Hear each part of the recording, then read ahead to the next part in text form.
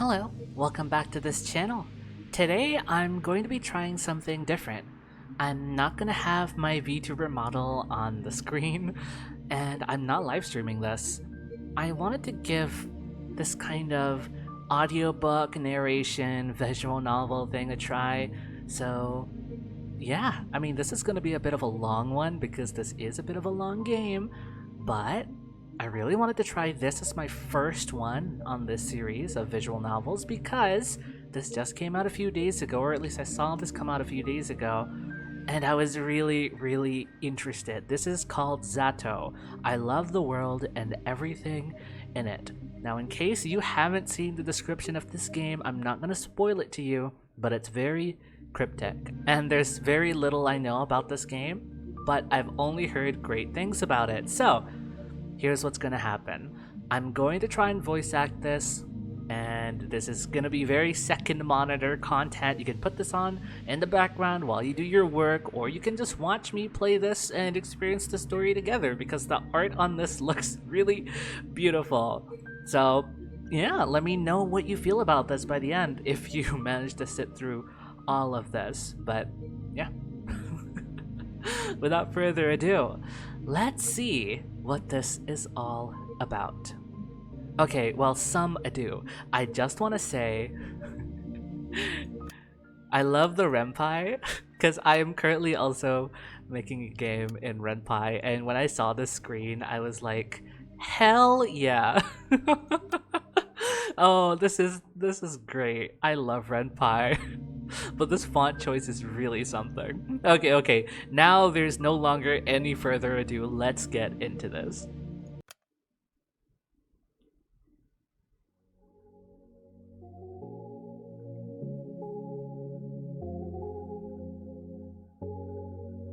This music is giving me a little bit of a mori, if you know what I mean. Did you know that our sun is a very unusual star? To start with, it's a yellow dwarf. Those constitute for just 7 to 10% of all stars in the universe. It's an outlier even among those. Most yellow dwarfs are primarily covered with dark spots. The sun isn't. The majority of its surface is bright. In fact, it has 3 times the number of light spots than it does dark spots. Sure, its overall brightness index is nothing special. You could even call it underwhelming compared to other stars of its type. But even so, it works harder than most to shine as bright as it can. And I find that really cute.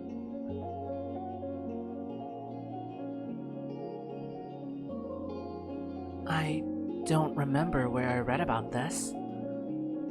Must have been some newspaper from years ago. But that small piece of trivia still pops in my mind whenever I look up at the morning sky. It's not much of a view, to be honest. Not much of a sky. Not much of a sun. I guess that's the kind of region it is. Some people say the sun is just lazing around in our parts, what with the constant snow. But people that go around saying that, well, they clearly haven't read that newspaper. The more I thought about things like that, and the more I learned, the more I realized how incredible everything is.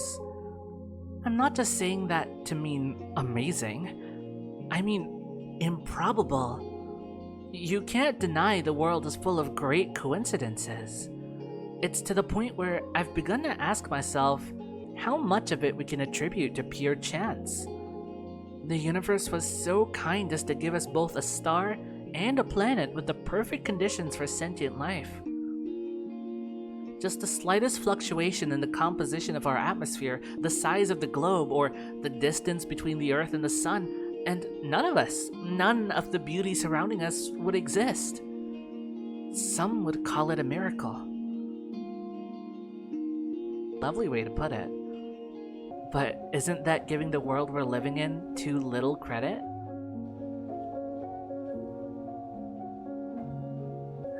but it's not like I subscribe to the anthropic principle or anything. I'm not so arrogant as to believe the universe exists just for our sake. Or rather, I'm not so sure it exists solely to be observed. When a baby is born, it's not preoccupied with how it is perceived. That conscious need emerges later, as the child develops self-awareness. Until that point, its curiosity is aimed at its surroundings. So, if anything, it's the opposite of what the anthropic principle entails. We're social creatures, so the need to be observed makes sense for our survival. But to say the universe itself shares that priority, it just doesn't make sense to me.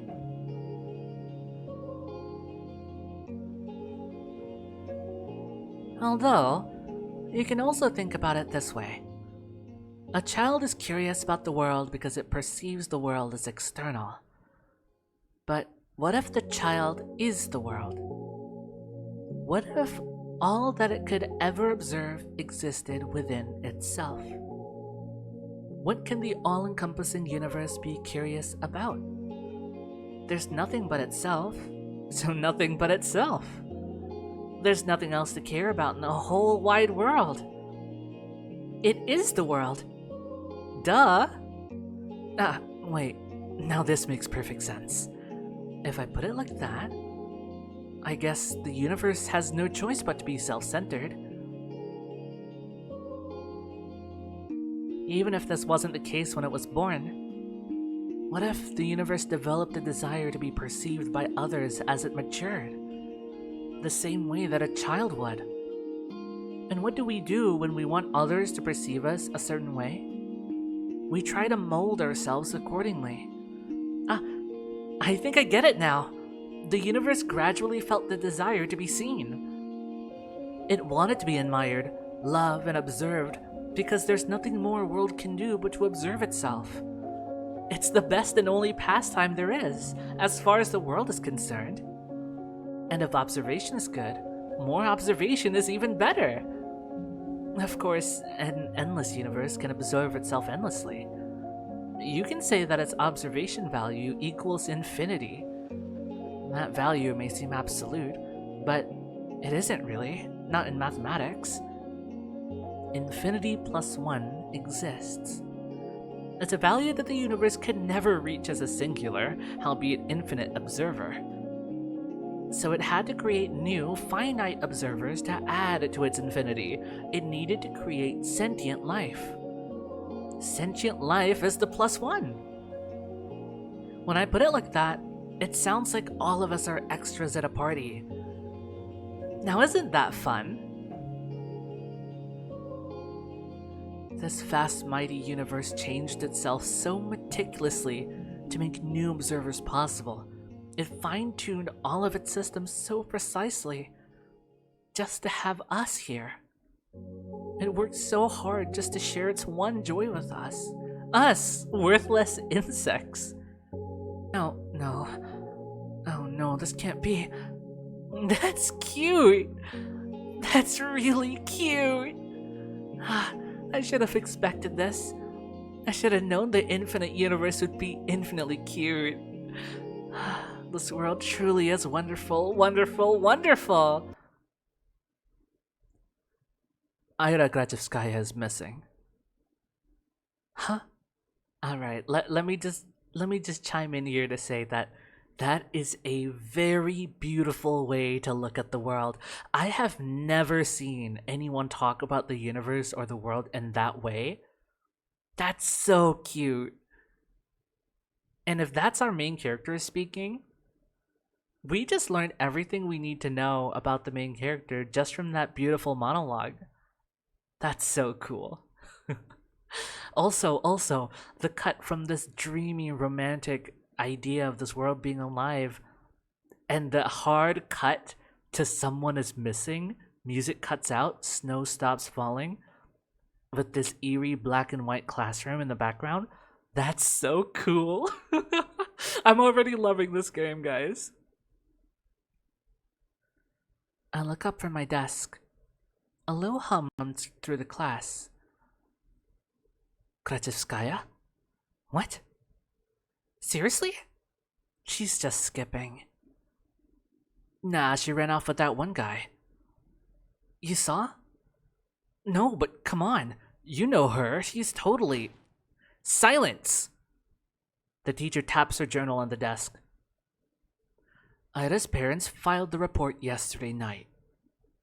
They haven't seen her since she left for school. Another round of whispers. The teacher raises her voice.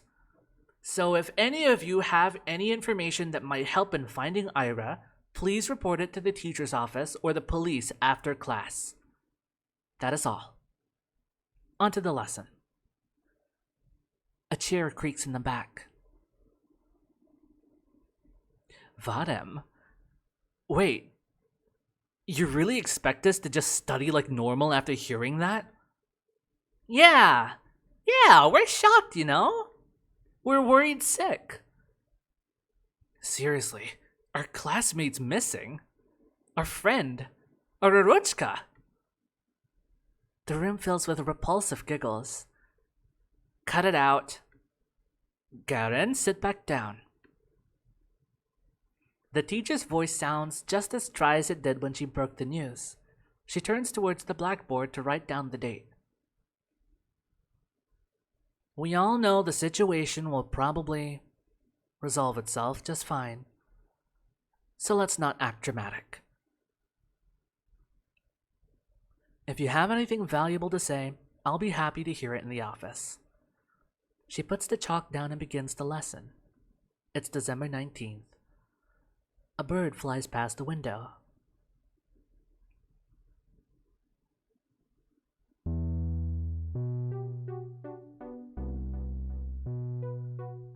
Disappearance. Give me a break.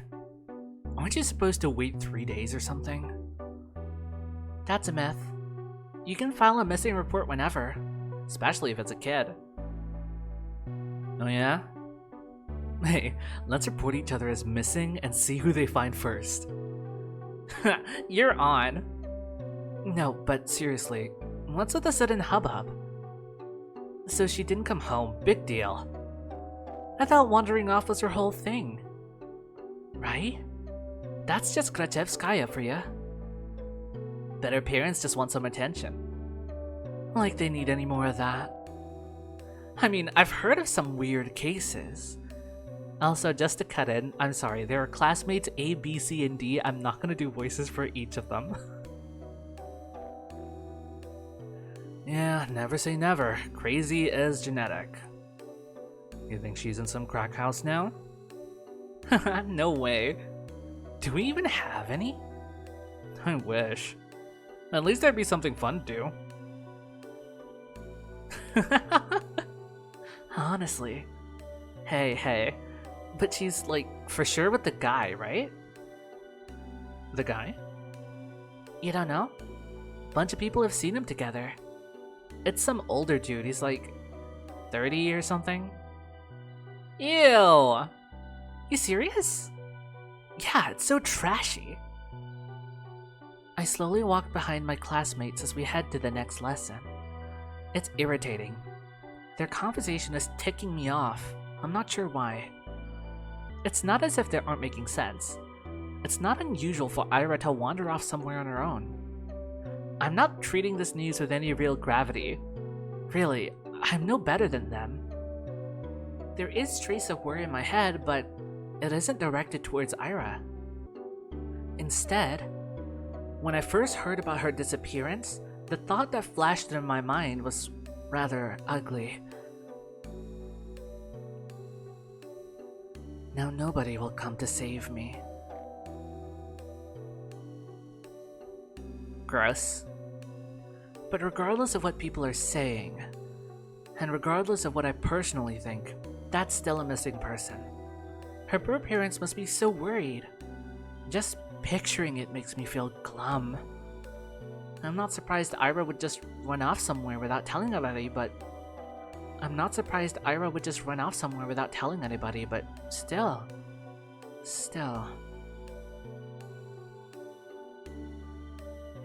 It's not like we've ever been friends. It would be a stranger if I acted all torn up about it, right? she's just that kind of person.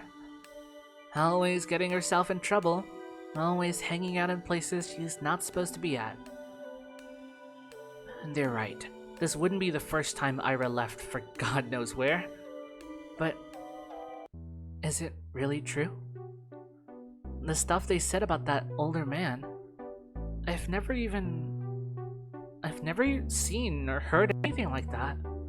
Even though this whole time... I suppose it's plausible, knowing how some girls are. Even so, I never have thought Ira would be the type to be love-struck like that. Love-struck, huh? When I put it that way, then it's almost... yeah, it's most definitely cute. Ira in love. Forbidden love, too. Wow, I'd never have guessed. I never took that girl for a romantic. But she is a girl at the end of the day. And she does like those types of bugs. So perhaps... she was planning to elope all along? Ugh, crap, it's all so complicated. I'm really torn on this, I really am. On one hand, it's super romantic. Such beautiful young love with no regard for what anyone thinks. It's so incredible. That's incredibly cute. But on the other hand, I'm really sad. It's selfish and it's dumb, but if Ira is really gone, it's like I've got nothing to hope for anymore. Hey, Shibina. Huh? You know anything about this? No. Why would I? Well, you two were pretty close, right? Their whole group chuckles. We weren't... No? No, not at all. Really? Really? I thought you two were dykes. What? They all erupt in laughter. We weren't. We didn't even talk. Vadam, you dumbass. Grachevskaya is screwing the old guy. She ain't like that. I don't know, some chicks swing both ways. You never know these days. It's... Look at her face. Chill out, Shibina, we're just kidding, jeez. Why are you getting so scared anyways? You really a lesbo or something? I'm not. They just keep laughing. What can I even say to that? No matter what I do, they just keep laughing. If Ira came in through the door right now and heard what they were saying, all hell would break loose. I mean, she only disappeared a day ago. She's probably just coming late today. She doesn't even know there's a missing report. Maybe she has already left her lover's place. Maybe she's trudging through our snowy schoolyard as we speak. No, she's already inside. She's already left her wet puffy jacket in the cloakroom. And now she's going down the corridor. Up the stairs to the left. That's right, she's coming. She's gonna storm in any minute now. Right, that's it. I hear her. I can hear her footsteps. She's coming. Ira's coming. What's with that face? You look like you're holding in a shit. She's totally a lesbo. I'm not. I've never talked to her. I told you. The steps walk past the classroom. Now that they're closer, they don't sound like her at all. They never sounded like her in the first place.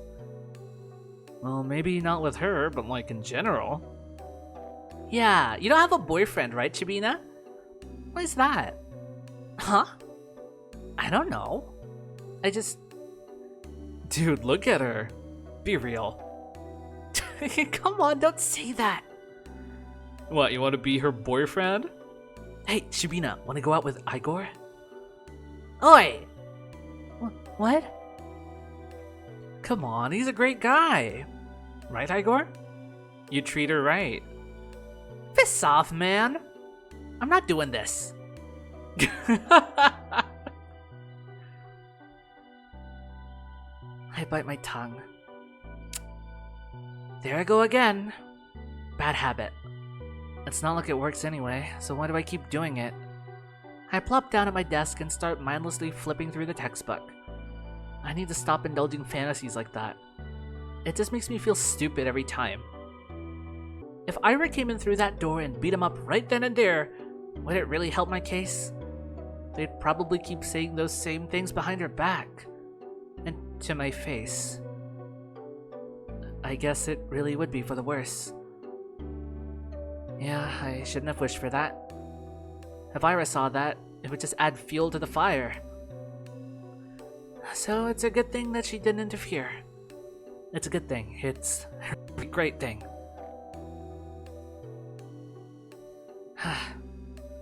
At least these guys don't bother me for the rest of the day. Everyone's too preoccupied with gossip. I can't focus on studying either. I keep thinking. The last time I saw Ira, the teacher says her parents saw her leaving in the morning, but she didn't show up to class. That part's nothing new. Ira has always had a bad attendance record, so I assume she skipped as usual, and went to see that man they talked about. Did she go to him right away? Because in that case, yesterday evening. Go home, Asya.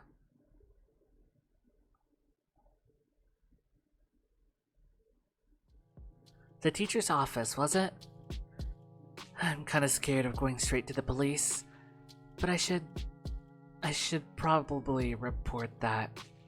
Not sure if it will be of any help, and for some reason the idea of telling anyone what I saw, something about it just doesn't sit right with me.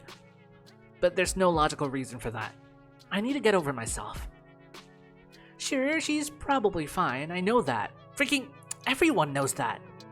But if she's not, well, I'm gonna regret it big time.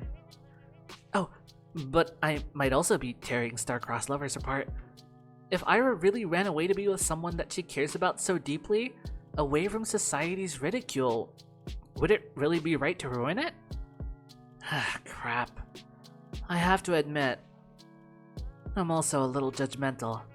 I mean, it's really beautiful. I do believe that judging love like that is ugly, but whenever I start to consider it closely, I just can't brush off how much older that man is. I just can't. I'm really no better than the rest. Wait, that's it. So that's why I don't want to tell anyone about what I saw. It must be the good in me screaming, don't ruin their good fortune. They're probably so happy together right now. It's none of your business. Gosh, yes, that must be it. That explains everything. Should I follow my heart then? Should I keep silent? It's not as if what I had seen will make a difference. It was kind of inconsequential. There's no point in telling anyone about it at all. It's not the kind of information that points to any particular location or culprit. Not that there is one. So let's keep silent and everyone will be happy. I'll be happy, the good irrational me will be happy, and the cold reasonable me will be happy as well. Yep. Good job, Asya, you solved it. It sure is nice to have a clean conscience. Well, no need to loaf around here any longer. Guess I better head home.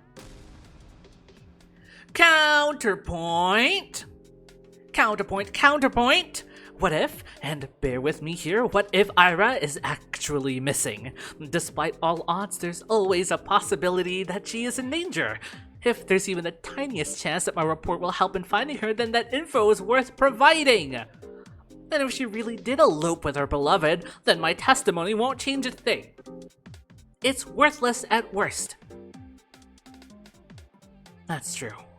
If I carefully weigh the pros and cons, that off chance of Ira being in danger and my words being the key to saving her makes for a strong argument. Oh, my words being the key to saving her? Whoa, yeah! That would be so amazing! And then I'd come and visit her in the hospital, and she wouldn't know how to thank me. She'd say, I shouldn't have. She'd say, I told you to leave me alone, dummy. But then I'd just shake my head and respond, no, it's nothing. I was just doing what I was supposed to. No, I gotta come up with something cooler. I'll need to think about that. Wait, why is she in the hospital? Do I hope Ira ends up in the hospital? Jeez, of course not. I don't need my freaking testimony to save her. I hope my testimony is useless because she's already home. Or is calling home, telling her parents how happy she is with the love of her life. That's what I hope for. I just keep having stupid thoughts today. At least I know what I should do now. I've made my decision. I'm going to the teacher's office. Where was it again? I doubt they expect anyone to come. I'll probably look kinda silly. Wouldn't be the first time. Well, who cares? Walking. Down the staircase, to the right, down the hall. There, that's the teacher's office. Oh? A girl. There's a girl standing there, right by the door. I think I've seen her before. Is she an upperclassman? Our town is really tiny, and so is our school. If I were a better person, I would know her name. She turns to look at me. I'm not sure what she's expecting, so I nod a little. Is there a queue? A queue? To the office? Oh no! I'm just waiting for someone. Okay. Hey. What? You're Asia, right? Yes. How did you know? That's kind of a loaded question. How do we know anything? I mean, it's not like we have lots of phases to remember here. You know me too, right? Sorry. Really? That's what I was talking about. It's not that I don't care to remember everyone's names. I just don't know where other people get them from. They say that in tiny cities like this, everyone knows each other, but that's just not true. We learn about the people outside of our immediate circle through gossip or common friends. But I haven't made any new ones since the day Tazia left. And gossip? Sure, sometimes I overhear my classmates chatting about this and that, but I don't like listening to them. I don't like their voices, so I try not to pay them too much attention. Wait. When I put it like that, it kinda does sound like my fault. My point is, when people regurgitate the idea of everyone knows everyone, the word everyone doesn't include me. The name's Marina. Oh, nice to meet you. Nice to meet you too. You got something to share about Grachevskaya? How did you know? What do you mean how? We had an announcement, same as you. They told us to report it to the teachers and all. I see. For some reason, I thought they only broke the news to us, Ira's classmates. But it makes sense that they'd at least give the upperclassmen a heads up, just in case they happen to know her. Which means... you also know something about Ira? Yep. That's great. So you talked to the teachers already? Sure did. Wow. And what did you tell them? That's between me and the investigation. You can't just spout info like that out in the open, Asya.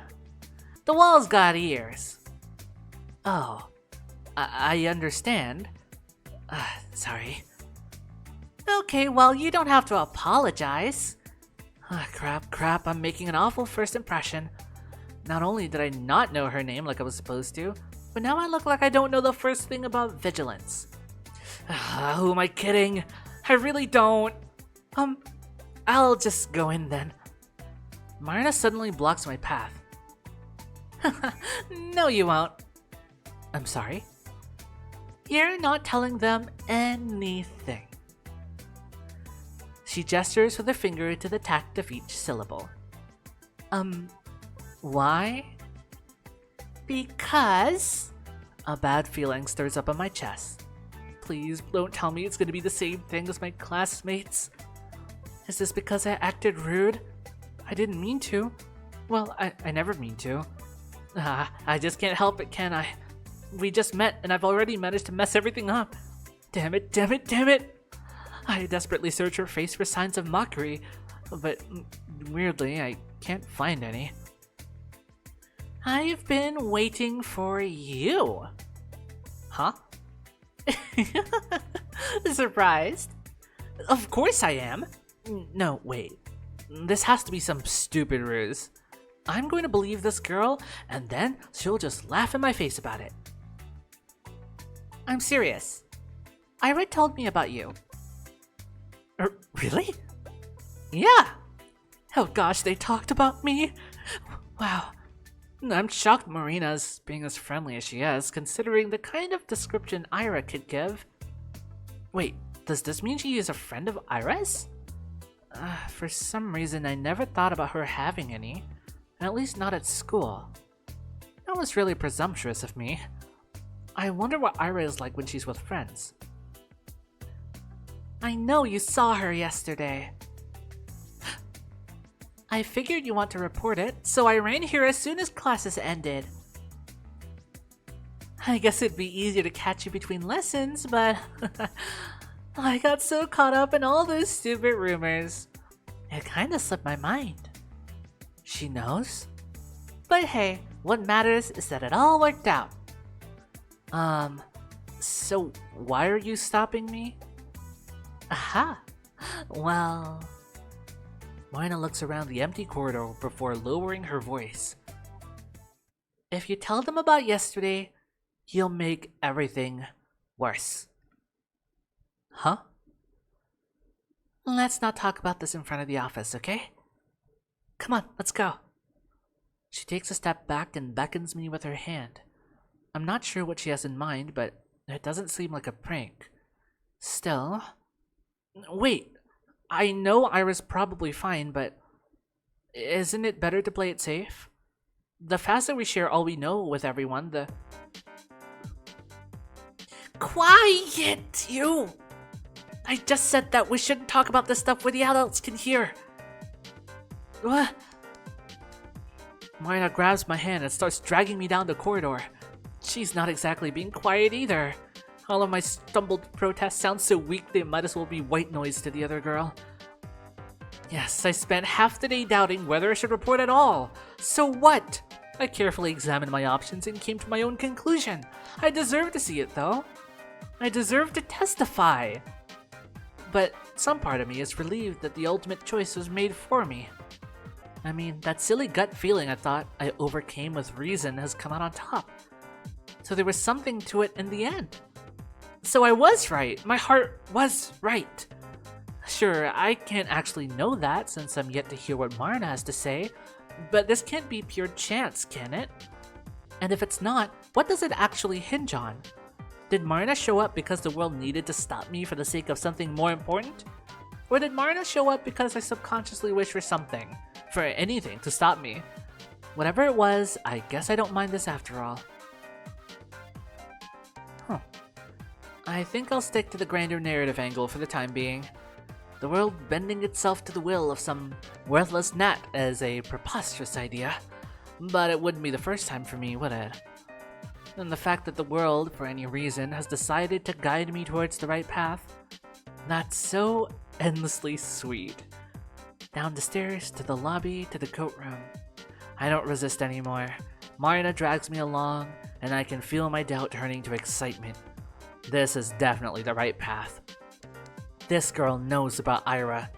I want to know more about Ira too. The whole wide world wants me to know.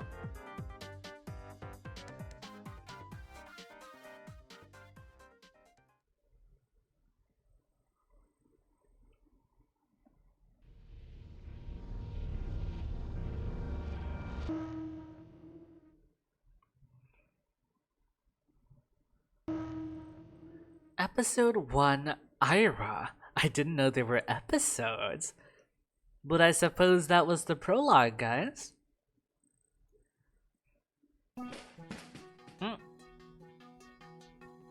So far, I'm really enjoying the characters in the story. Asya is a lot more of a character, a unique character than I initially anticipated. She has a very interesting worldview. It's kind of like she wants to be in a story about, yeah, the world bending to her, or in some kind of way. I wonder how they'll expand on this. What the hell's your problem? Everyone is looking from Ira to Garen to the chair that just crashed on the floor next to the boy, barely missing him. Huh? Grashevskaya, the fuck? Is she insane? Somebody call the teacher! Not paying any mind to the commotion that filled the classroom, Ira stormed towards Garen. Her face is contorted with rage. Before he can react, she rips the notepad from his hand and slams it on my desk. I hastily grab onto it. Read that again, and I'll kick your teeth in. Huh? Are you nuts? Ira doesn't respond. For a second, she just glares at him, then turns around and stomps back to her desk. The classmates who were caught up in a laughing fit just a moment ago are now watching her in silent bewilderment. They scoot out of her way as she retrieves her bag, then heads towards the door. Crazy bitch. She ignores him. Huh. Krasevskaya, where are you going? Hey! Ira forcefully pushes past the teacher. You! Krasevskaya! What? What do you think you're doing? Your parents will hear about this. Her threat falls on deaf ears.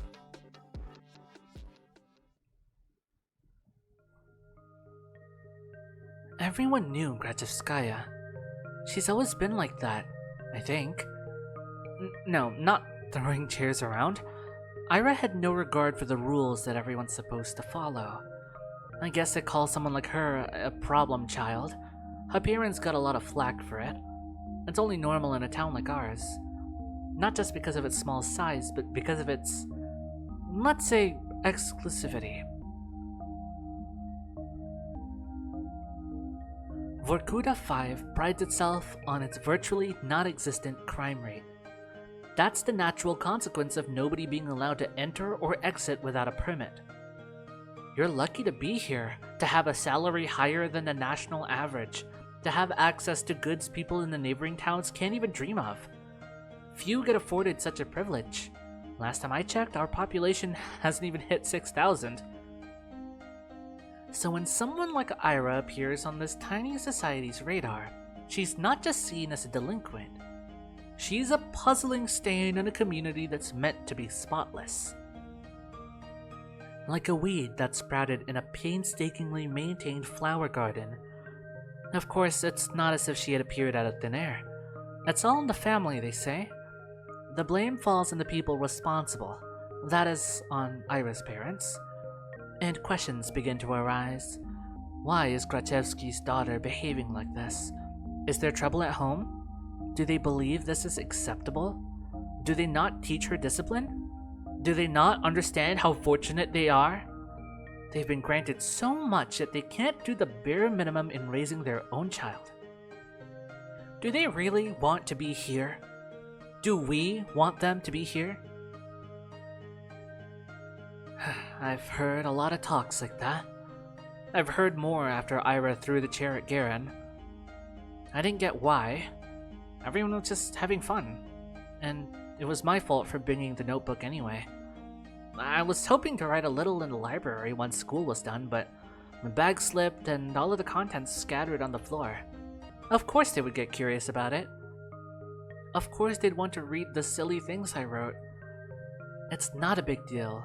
It's not like I've ever taken poetry or drawing very seriously. Those are just fun distractions, nothing more. If people laugh, well, what's it matter to me? I couldn't wrap my head around it. I couldn't, but I still wanted to thank Ira somehow.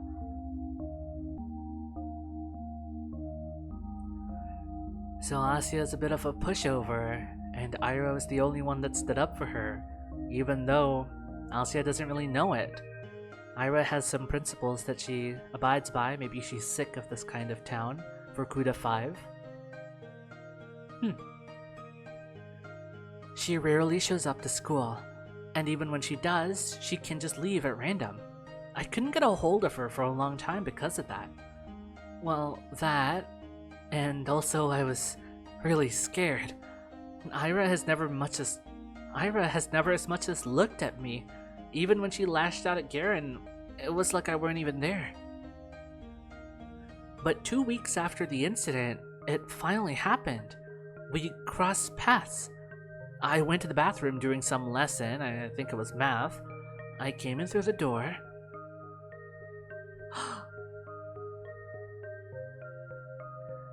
And there she was, blowing white smoke through the half-open window. I didn't even know she was at school. She's really cool, actually. Oh, hi. Ira shot me a disinterested look. Hi. I awkwardly scuttled past her to one of the stalls. After closing the door, I realized I was so nervous I couldn't do any of my business. So I just sat there thinking about how I should approach her. It's not like I had some long conversation or formalities in mind. I just wanted to say thanks. In theory, it should have been easy. But wouldn't that make me look like a weirdo too? Assuming she did all of that for me, that would just make me look self-centered. I had no idea how much time had passed while I was in the stall.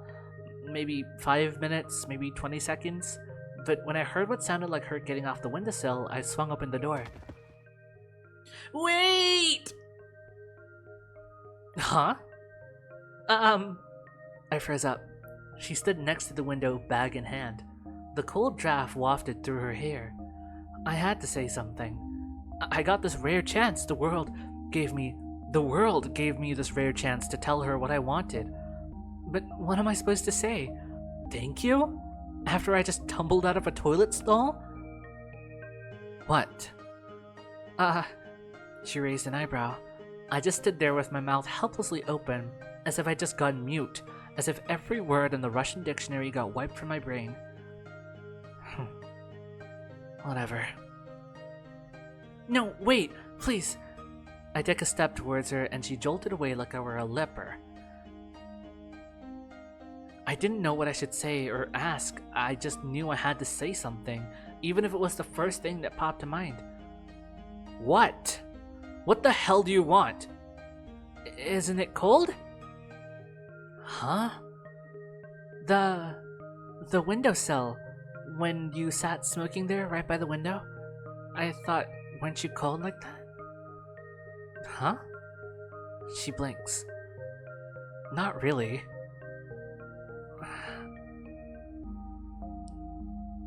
Maybe a little. I thought so. Anything else? No? I mean, yes, I'm sorry that you got in trouble. Huh? Well, I heard you got into a lot of trouble after that. You know, when Garen read my stupid poetry. I'm sorry for that. She eyed me for several seconds, which to me felt like an eternity. She then sighed and slowly flipped her hair back. And why are you apologizing?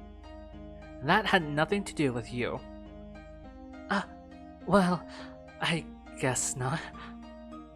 His voice was getting on my nerves. I see. I looked down at the tiled floor. I knew that was the case, of course.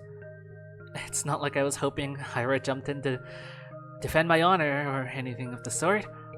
I wanted to thank her regardless of intent, but no matter how hard I thought and tried to word it, everything just came out sounding awkward or wrong. Why does this always happen? The soles of her boots squeaked against the floor. She spun around and walked towards the door, and this time I made no attempt to stop her. Your poetry isn't stupid. Huh? I stood there dumbfounded. Did she just say that? Did I hear it right? Your poetry isn't stupid. Does that mean she likes it? Ira likes my poetry? Ira Gratevskaya? The bell rang and snapped me out of my short-term stupor. I shook my head. Right, I needed to get back to the classroom. I doubted Ira was going to be at the next lesson. I washed my hands from nothing in particular. That was such a cute moment. She's so mysterious. I suppose that is part of the story, isn't it? What is up with Ira? Weeks passed. My life didn't exactly change. I went to school the same way. I sat through the lessons, then went to the store, then to the library or for a walk, and then when it got dark, I headed home. Day after day. Huh? My notebook. I just left to get a snack from the cafeteria. Where did it go? Oh, Shubina. We borrowed your homework for a second. You don't mind, right? It's fine. Thanks. By the way, is this supposed to be you? He lifts a scrap paper up to me. Oh no, I forgot I left it in there. No, it's just a drawing. Yeah? You sure? It really looks like you if you were pretty. It's not me. Whatever you say. Sometimes my classmates joked around with me. Whenever that happened, my thoughts involuntarily drifted to Ira. She still attended classes, albeit irregularly. She always vanished during breaks. I don't know where to, and I wouldn't dare ask. Something told me she'd say, "None of your business," if I did. And she'd be right. But even so, I kept imagining those scenarios in my head. Not just when I was being laughed at. I started doing it when I was walking home from school, or to the store, or just wandering the streets, killing time. I kept thinking about how funny it would be if I bumped into Ira. I thought how interesting it would be if we talked. I even tried to stay out longer. I started to take new routes. It's embarrassing to think about it now, but... Ira. She just walks past me in the corridor. Not even a nod, not even a look my direction. I guess I don't exactly stand out in a crowd, but... No, it's my fault for mumbling. I should have spoken louder, even though it took all of my courage just to muster that much. Even though I definitely think she should have heard it. Hey, Vadem. What? Remember when I gave you 50 kopecks? Can I have it back? Huh? 50 kopecks? When was that again? Last Friday? Jesus. You remember things like that? Can I have it back? Man, I don't even remember taking it. You sure you're not making this up? Maybe you gave it to someone else. No, it was you. Jeez. I don't freaking know. It's half a ruble, Shabina. Who gives a shit? Yeah, why do you care so much? So petty. You probably just lost it or something. My eyes keep snapping to the doorway. It's empty, of course. What am I waiting for? Even if she showed up, what would she do? Mug him in front of everyone? That would be really funny. Hey, stop thinking that. Maybe he really did forget. Who knows? I really shouldn't be upset, it's not that much. You could go grocery shopping with that, but it's not the end of the world. I'm not exactly starving. Lately I've been eating too much junk anyways. Yeah, maybe if I eat less of the stuff, my skin will clear up. That'd be nice. Asya, you don't use makeup at all, right? No, I don't. We're not allowed to, though. What are you saying? They allowed it last year. Really? Nobody's gonna send you home for it. Oh, that's good, I guess. These girls rarely talk to me. They're usually pretty nice, though. At least when they're not joking along with the guys. I think one of them likes Vadim. She laughs a lot whenever he says anything to me. I suppose we have very different senses of humor. But you never tried it before, yeah? Makeup? No, never. Seriously? You're like 15 already. 14. Same thing. You gotta learn to do it at some point. Especially with that complexion. Well, I'm not really... Hey, how about we help you out? Huh? Yeah, just some light makeup. You'll see what it's like. I don't know. Come on, it's gonna be fun. Yeah, you're gonna love it. Alright, but... Yay! Come here then. No. No, don't fall for it, Asya. They're just bullying you. But it's very interesting that... It's so interesting to be in Asya's head and see all of the rationalizations, the justifications for her going through all of this. And whenever she turns to feeling upset, she vents that through Ira. And she hopes Ira will be the hero who comes and saves the day. This page needs a hero. But sorry. Yeah. I wonder if Asya will change. I mean, she should, right? Ira means something to her, but something she doesn't really understand yet, and it's not something we understand yet. Maybe in hindsight, once we're done with the game, we will. But something about Ira makes me feel like she is a huge metaphor for something, especially related to Asya. But I can't put my finger on exactly what yet. So, yeah. I don't think people do unpleasant things on purpose. Nobody wakes up in the morning with the goal to make somebody feel bad. I really believe that. If someone is doing something hurtful, they don't fully understand it. So I shouldn't wish bad things on people who don't really know they're being mean. I shouldn't wish for Ira to appear and interrupt them, or to scream at them, or punish them, or anything. I can still hear everyone laughing as I run out to the corridor. I'm covering my face. I don't need any teachers seeing me like that. At least the toilet's closed so I can wash this mess off quickly. But I should stop falling for these pranks, but... sorry. I left my face up without thinking. Oh no. The hell? Ira jerks away from me. I can't blame her. I must look like an insane person. Yeah, I look awful. God, I can't handle her looking at me like that. What, Asya? You don't like girls looking at you in disgust? Okay, just a me thing then. I'm sorry, that was so out of pocket. I'm sorry. Huh? I run past her. Run. I just need to get to the restroom. I just need to wash it off. After about a month, reality had dawned on me. I kept telling myself that Ira's actions had nothing to do with me. She told me that much, and in no uncertain terms. She said that, and I kept repeating it again and again and again and again, but I didn't believe it. On some level, I still held on to the faint hope that Ira pitied me, that she cared about me for God knows what reason. No, really, what was the reason? Her lashing out at the classmate she found annoying, one who just so happened to make fun of me? Her not joining in? Her telling me she liked my writings?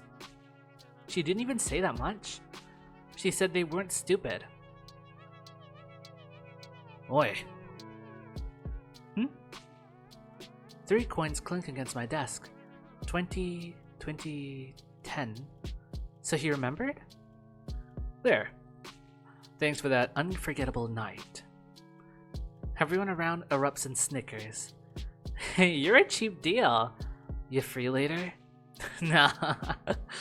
Very funny. Oh please, Shabina, get a sense of humor. Your face is dragging down the class morale. That's right.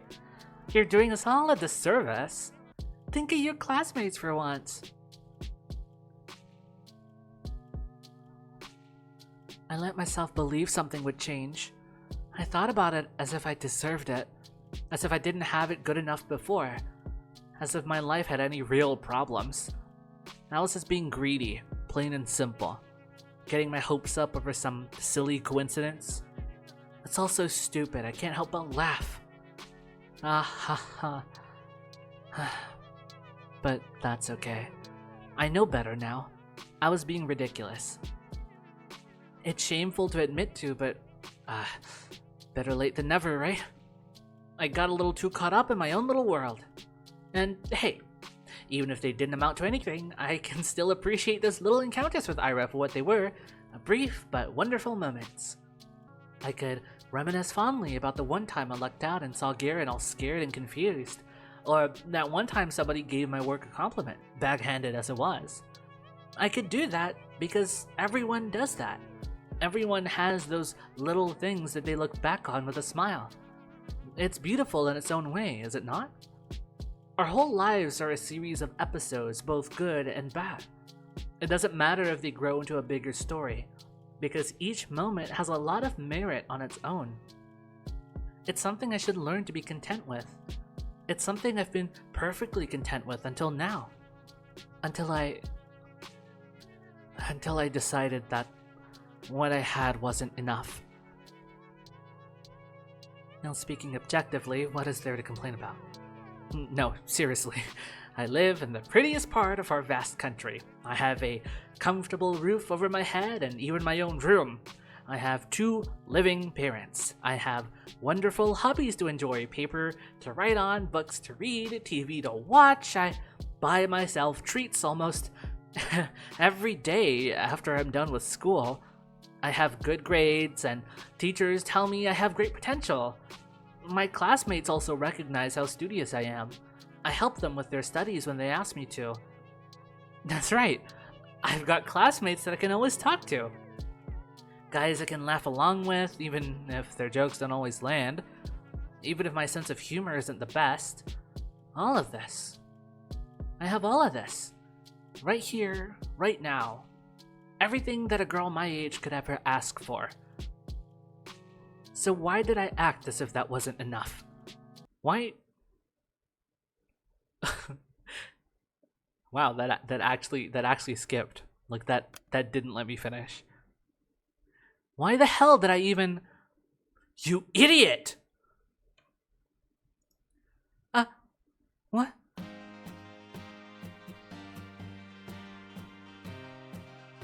Why the hell do you always go along with some bullshit? I'm so... Ira looks like she's going to slap me, but instead swings her boot against a snow hill. She then turns to me and starts roughly swiping clumps of snow stuck to my coat. My whole body feels slightly numb. When I start to speak, my voice comes out weaker than expected. Ira, how did you know I was here? Doesn't matter. I heard that asshole Garen giggling about it. Can you stand? Yeah. I clumsily get up. My limbs feel rigid. I know you shouldn't sit on concrete when it's cold. I wouldn't normally. But there was no one else to sit near the school's back entrance, and my legs were starting to get tired. I half-heartedly shake the snow off my skirt and tights. The flakes fall gently on the ground below. I look at Ira. Her face is... Huh. The word concern flashed in my head, but well, I've already learned I'm no good at judgments like that. I shouldn't be presumptuous, it's a bad habit of mine. I shouldn't flatter myself. I shouldn't, but the question escapes before I manage to cut myself short. So why are you here? What do you mean, why? I told you Garen was bragging about slipping you that stupid letter. No, that's not what I'm talking about. Well, this doesn't have anything to do with you, does it? As soon as I say that out loud, I realize I messed up. I really did. Now she's going to punch me. Ira's going to punch me for real. She's going to punch me and then never speak to me again. I don't even say sorry. I just brace myself for the incoming blow. Physical, verbal, I don't care. I've earned it. No, not really. Huh? It doesn't concern me at all. It's just annoying. Is that so? Yeah. He pissed me off. And you pissed me off too. I don't freaking get you. You knew it wasn't real. There's no way you believe that, right? Right? I didn't believe it. I'm not that stupid. I looked down at the moist and crumpled letter I forgot I was still holding. It's the oldest trick in the book. A love letter prank? Really? Who would fall for that? I stare at that shriveled up piece of paper, and something about its whole existence feels extremely sad to me. You want to burn it? Huh? I have matches. Oh. No, thanks.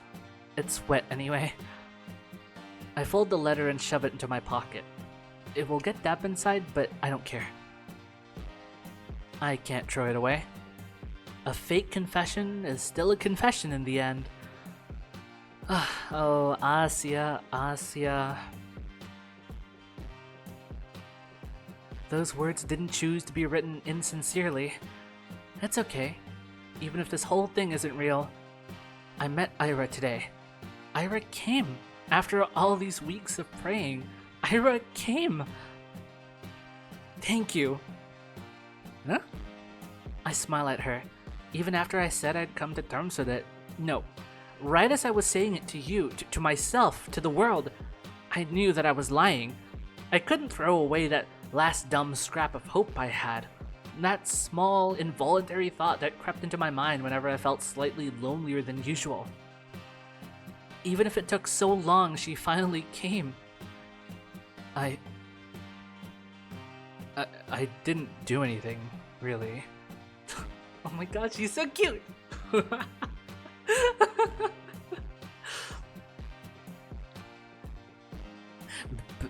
Bitsuni? Flustered. Iris flustered. Is she flustered? Really? That's cute. That's just so cute. Huh? What's with you? Right. I'm grinning like an idiot. Sorry. I'm fine. Whatever. I'm going home. What? Already? Ira gives me a quick once-over.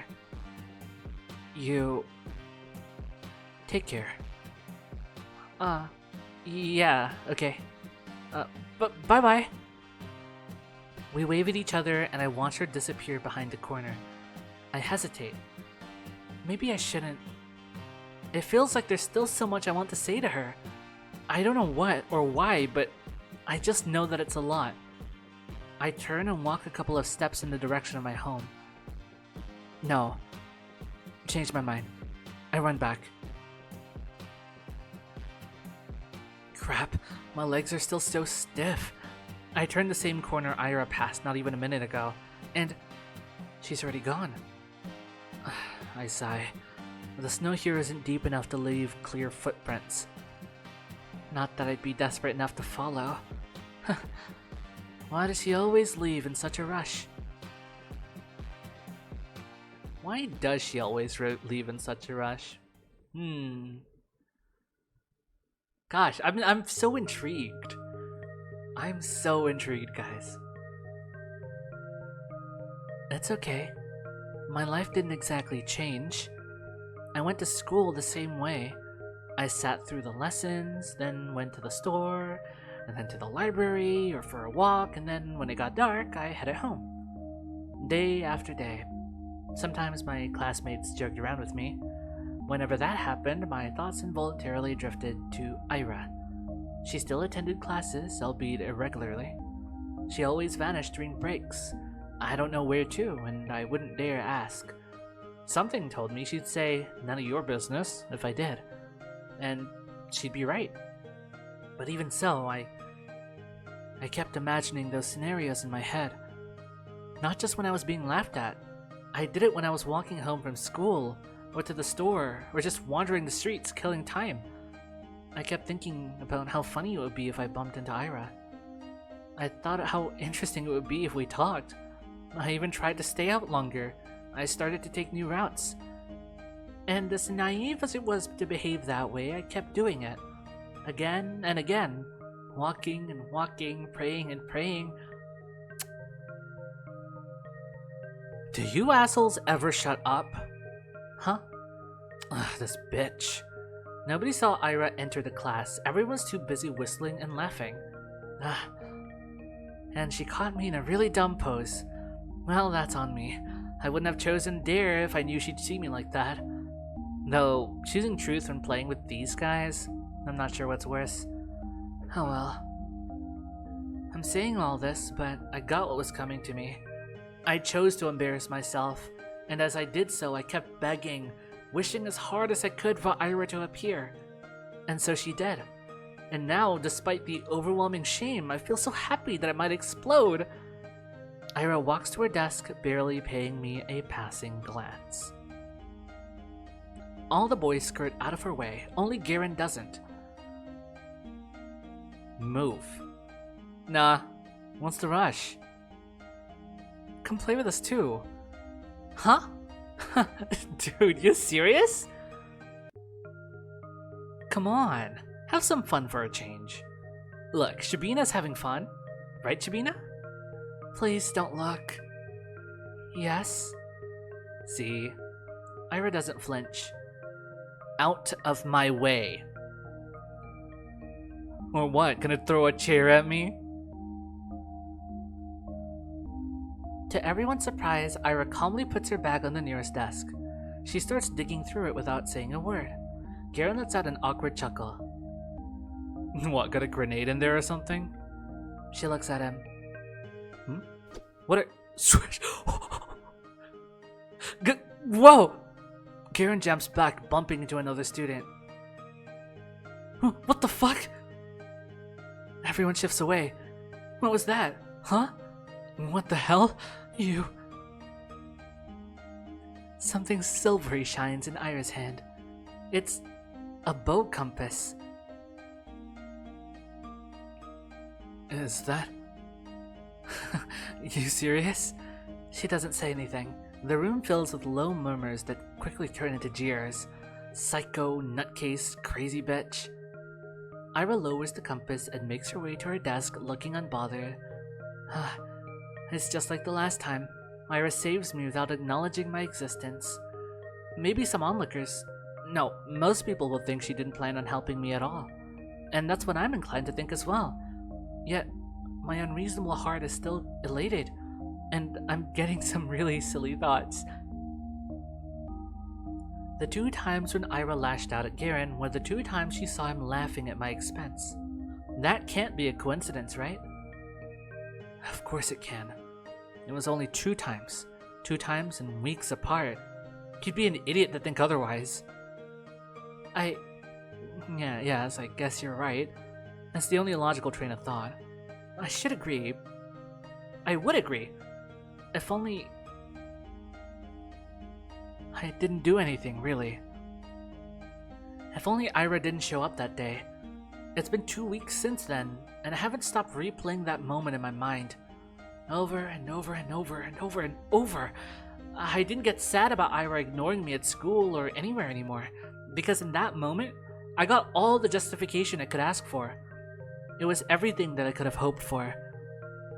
But I'm still a very greedy person. It's still not good enough. Asia's like on the cusp of figuring out everything that she needs to, but she keeps sabotaging herself. There's that victim complex that she's developed, that feeling of, I know everything, I know what the situation is, you don't have to tell me, kind of thing, you know?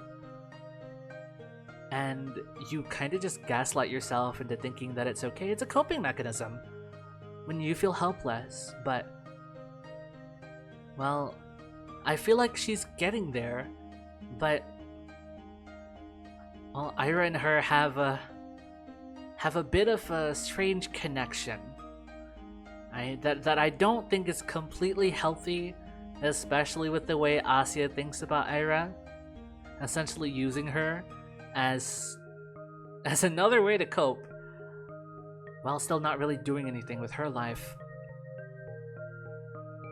Really fascinating.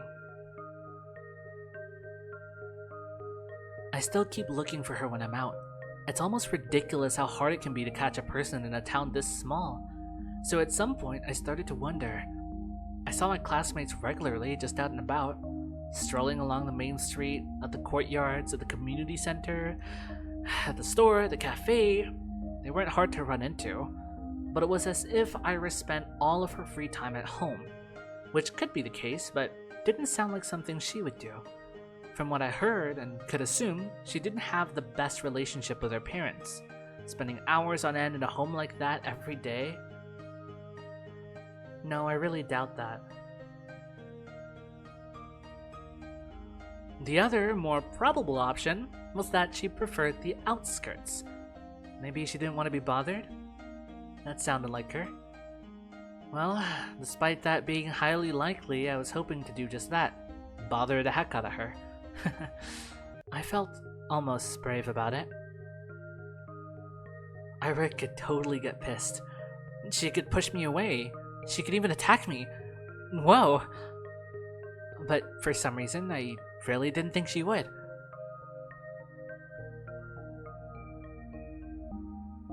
My breath halted. Oh. Hey. Hi!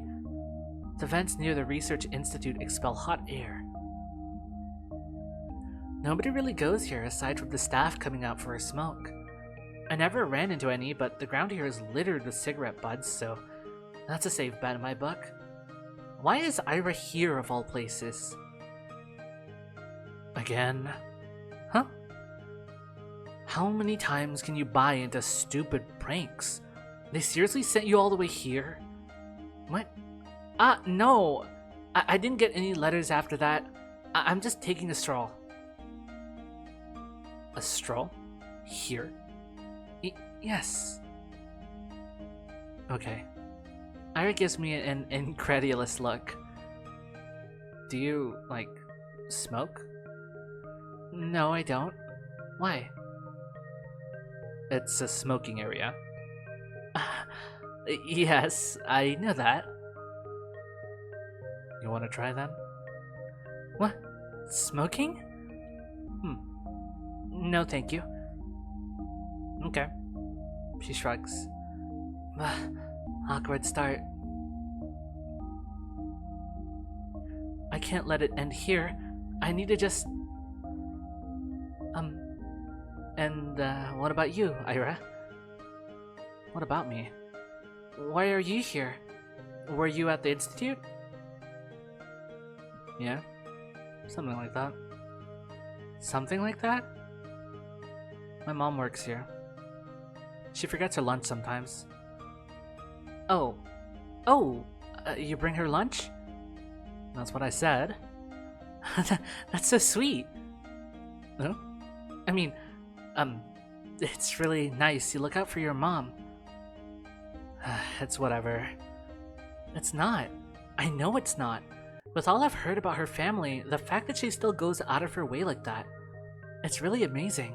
The thought of doing something like that for my parents has never crossed my mind.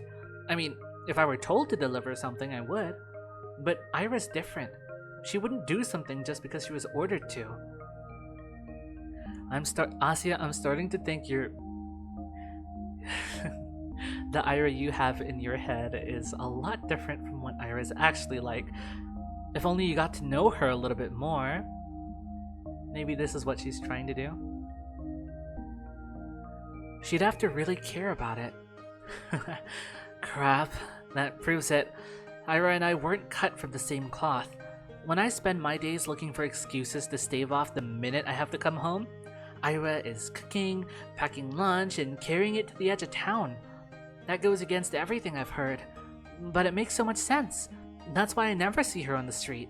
That's why she doesn't have the time to sit at the cafe. That's why she doesn't idle away at the community center. That's why she's such a caring person. That's why I'm such a piece of trash.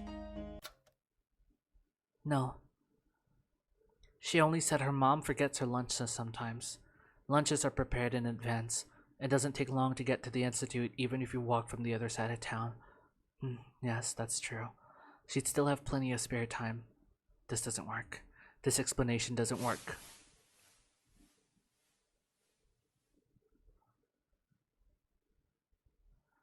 Ira walks back into the building.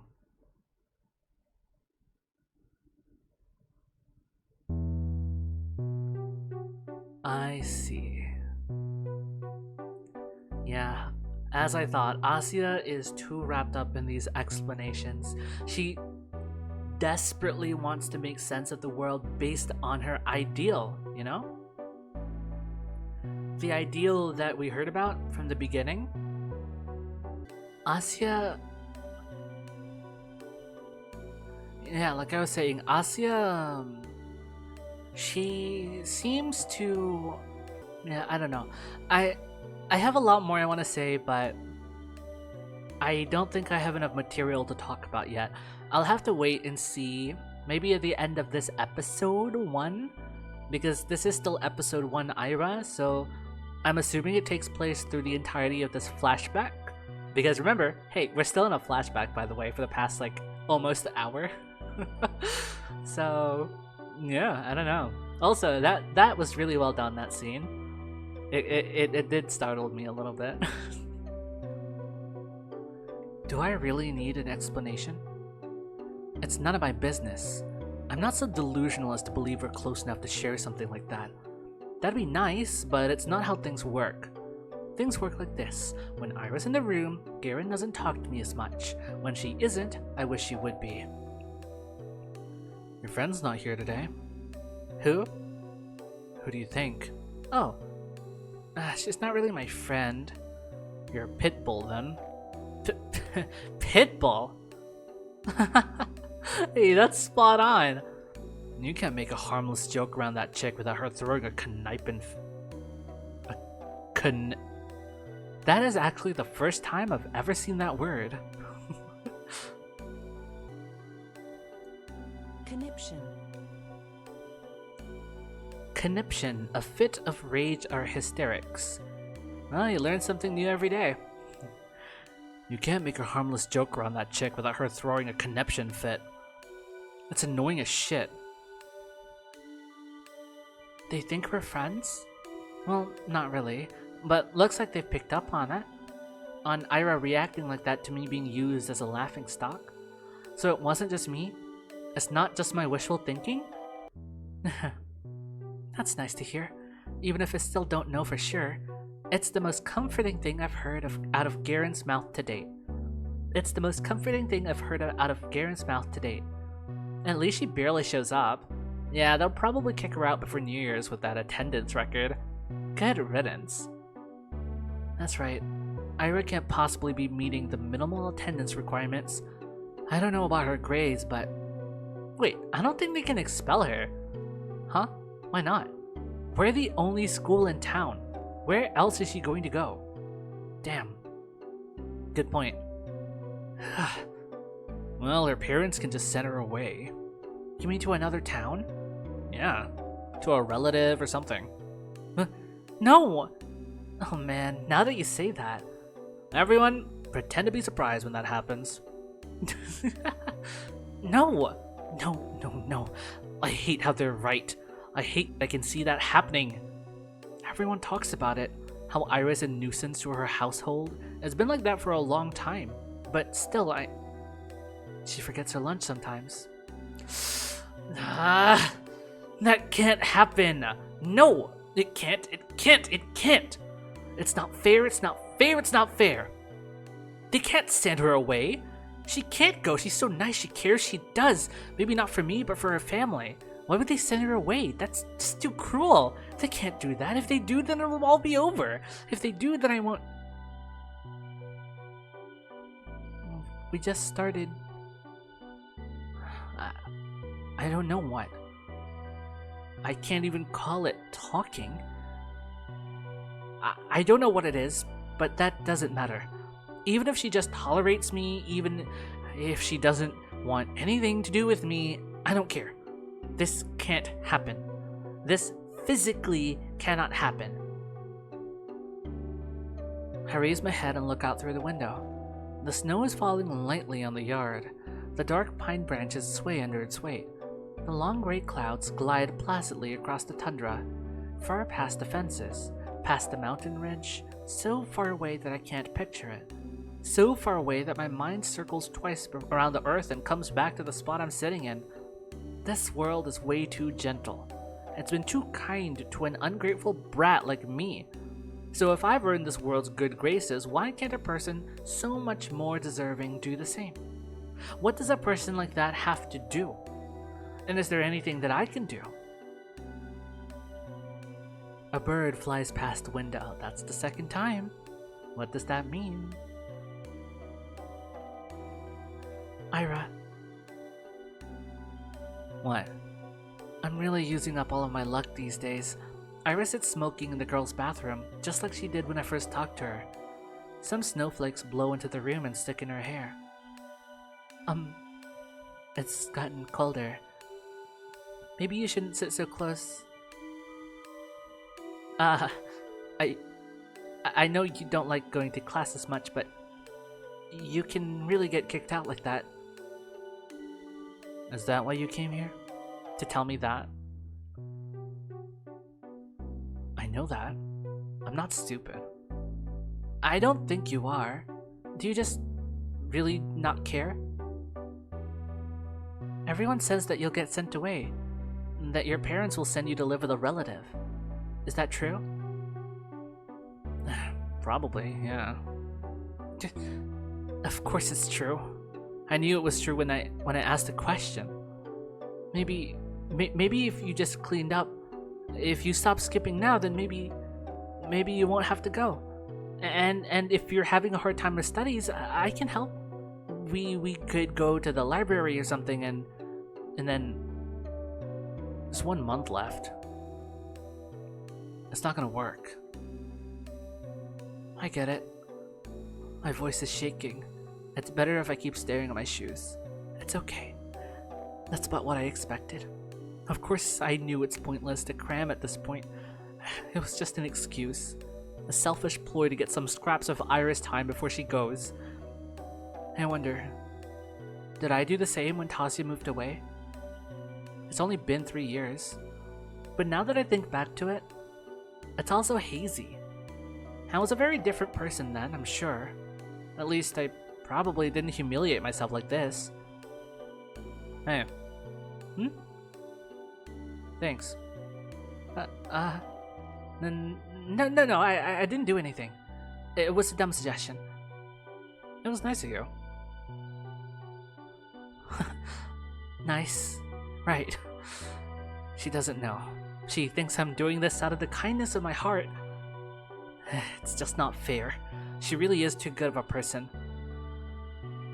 Are you not going to the toilet? Oh, actually, since you're here, have you seen anyone hiding a diary nearby? Diary? Yes, you know, the one we use for classes. Maybe you've seen something like that lying around? Ira's expression darkens. Don't worry, we were just playing a game.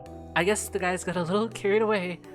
I've checked the whole class and the corridors. It's probably somewhere really obvious, but I'm just no good at that kind of stuff. When I hit Igor's pencil case, they found it right away. She throws the cigarette butt out of the window and hops off the windowsill. Without saying a word, Ira storms past me, but I grab onto the edge of her dress just as she's about to leave. Wait, I said it's fine. We were playing a game. Really. Please, don't get into more trouble because of me. I wasn't going to. Huh? I have an idea where it is. It was Garen, right? No, Shurikov. Same difference. She walks out to the corridor. I tag behind. I'm not sure what place Ira has in mind, but it becomes immediately clear when she makes a sharp turn to the right. Wait, seriously? She swings open the door to the boys' restroom and loudly marches in. Gah! Some poor guy tumbles out, almost colliding with me. Sorry! We're sorry! He turns and shakes his head at me in disbelief. I mean, what's there to say? I follow Ira to the bathroom. The smell is so much worse than this one. I look around and see Ira's hand reaching above one of the stalls. There it is. My diary. Right by the tiny window at the top. Ira steps onto the toilet bowl. Please, be careful. I'm fine. She grabs onto the flush tank secured way above. Then, using it as an anchor, she reaches for the windowsill. Catch. Pop. I clasp the diary in my hand. It's really been here all along? I look up at Ira, who's now awkwardly trying to get down. Wow, thank you. Yeah. What? Ira almost loses her balance, but jumps just in time. The bowl makes a loud clang as she hops off. Whoa. Are you okay? Yeah. Let's get out of here. You think it's broken? Dunno. I didn't see anything. Huh? But why would I be in a men's toilet? Gross. I see.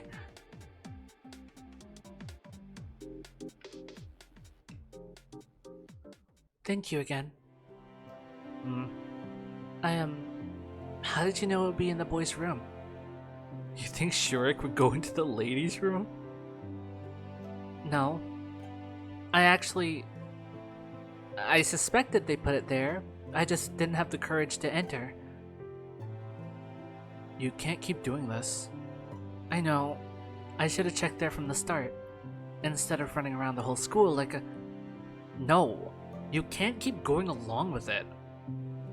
It was just a game. It wasn't. No, really. We were just playing around. Bullshit!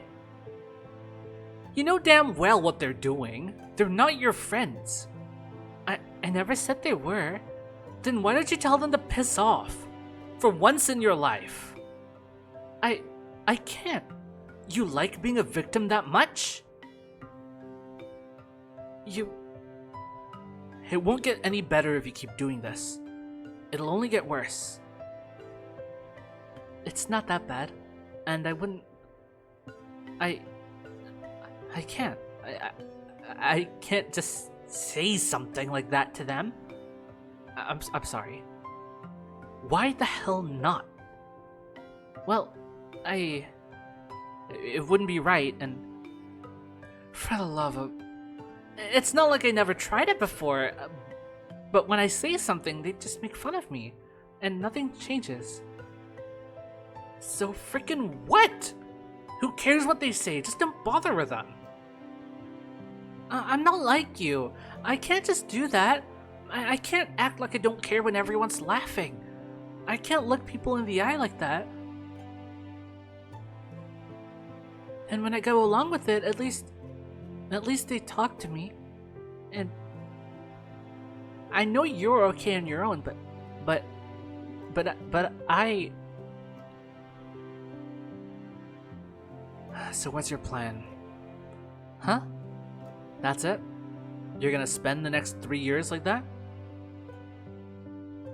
Seriously. She exhales sharply. She doesn't even look annoyed anymore. I get that. I'm also disappointed in myself. Asya. Yes? You know I'm leaving soon. That's right. I understand what she's getting at. The unspoken rule Garen and his friends have been sticking to, holding themselves back when Ira's around. The real, cowardly reason I'm so terrified of her going away. I don't know what to do. Why can't I stop? The hand she's been dealt is much worse than mine. But here I am, whining and clinging to her like a leech. I should be the one helping. I should be the one telling Ira to get her act together. And yet, I can't think of a single thing to give her. Write me a poem. Huh? A poem. Why? What kind of question is that? Because I like them. Oh, my heart. Guys, I'm really invested. Guys, I'm really invested. Okay, for you guys who don't know, who maybe haven't stuck around to my live streams or heard or watched many of my videos, hey, if this is your first time watching me, hi, welcome. I forgot to greet you at the start, but I am a huge fan of Yuri. I'm a Yuri addict, okay? And watching this has just been such a good meal that I forget I'm even hungry right now. I'm just in love with this. I'm in love with everything that's been happening. I'm really interested. I'm more than just interested. I'm hooked. I am so hooked. Waiter, please, more Yuri. Anyway, let's get back to it. Okay. Oh, really? You liked them? You liked my poems? Why else would I ask? Thank you very much. I mean, yes, of course. I'll write one. Do you want it to be about something, or maybe in a specific meter? I don't care. Anything. Alright. I'll think of something then. I'll try. Yeah. You do that. Ira checks her wristwatch. Brother. Ira checks her wristwatch. I gotta go. See you around, I guess. Already? Yeah, alright. See you around. She waves her hand and leaves. And that's the last time we saw her. No, please, let's not. I shouldn't be doing this right now. I watch her walking down the empty corridor. Empty. I've really stayed in school for way too long. The shadows stretch along the hallway, tall and dark. My heart is pounding. I should get going too.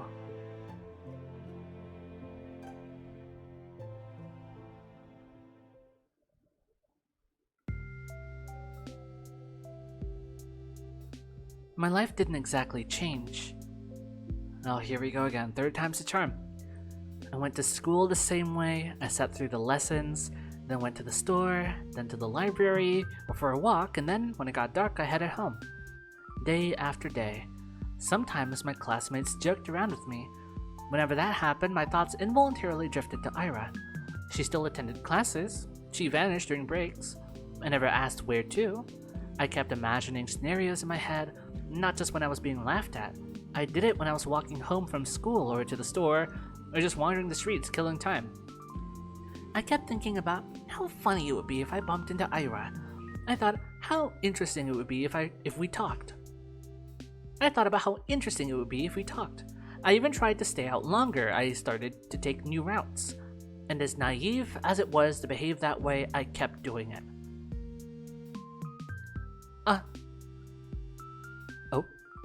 Ira! Hi!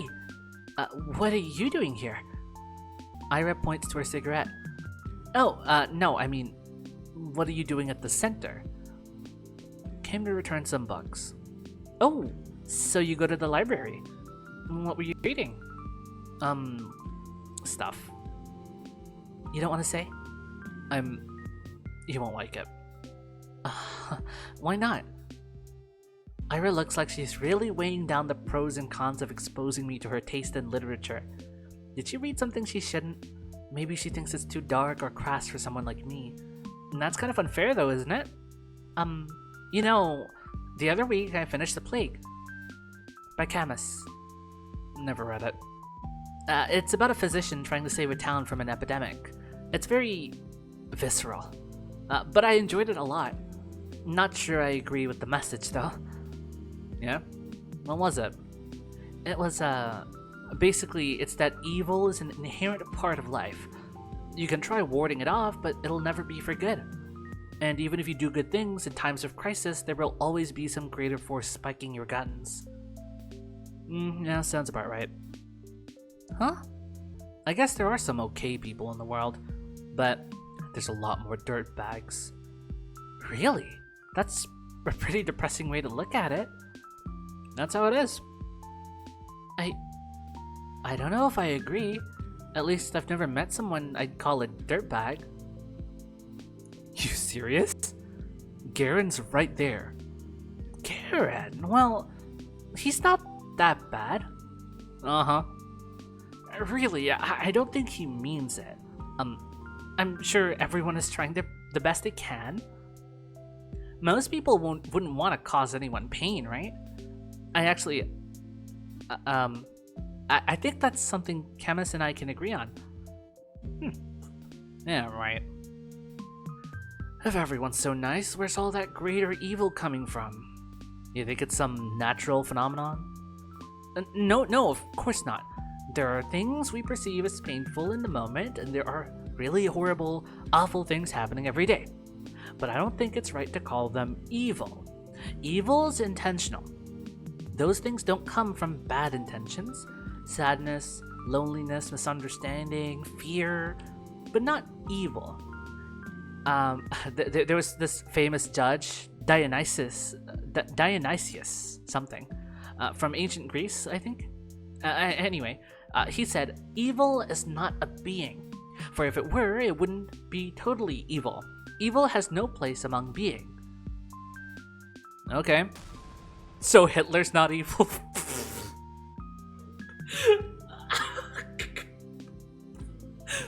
Sorry, I'm trying not to be loud because my volume throughout the video has been pretty soft, so I didn't want to fucking explode right there. The fucking sound, the sound effect, the vine boom was perfect. The way the text didn't scroll, it just popped. That was a really good moment. Can I just say this game has been doing very well with its story presentation. I mean, really, in a Renpai game, that's all it is. Almost every aspect of the game is how you storytell with something as basic as the Renpai engine, but it's capable of so much. I mean, Doki Doki Literature Club is so unique in the way it tells its story, and all of it's done in Renpai anyway, so it's very interesting. Also, this is I have things I want to say about this topic, but I'll save it until the end of their conversation. So let's continue. Okay, so Hitler's not evil.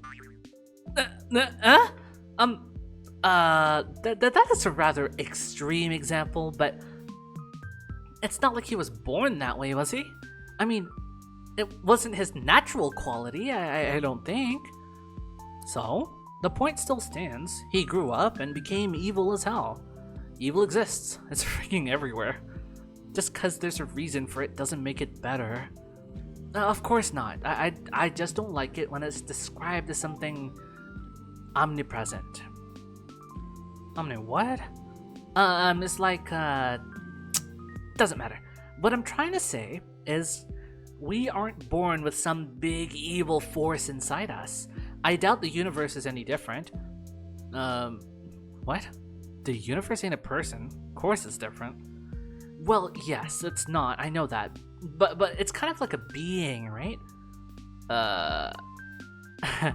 I mean, since every being is pure by default, so is the universe. Because it's the idea of being itself, right? And, I'm not making any sense, am I? You're not. Sorry. That's whatever. About what I'd expect. What does that mean? You're weird. You say weird things. For a second I feel a lump rising in my throat. But then I realize something. Ira doesn't look annoyed with me. In fact, it's like she's not repulsed by me at all.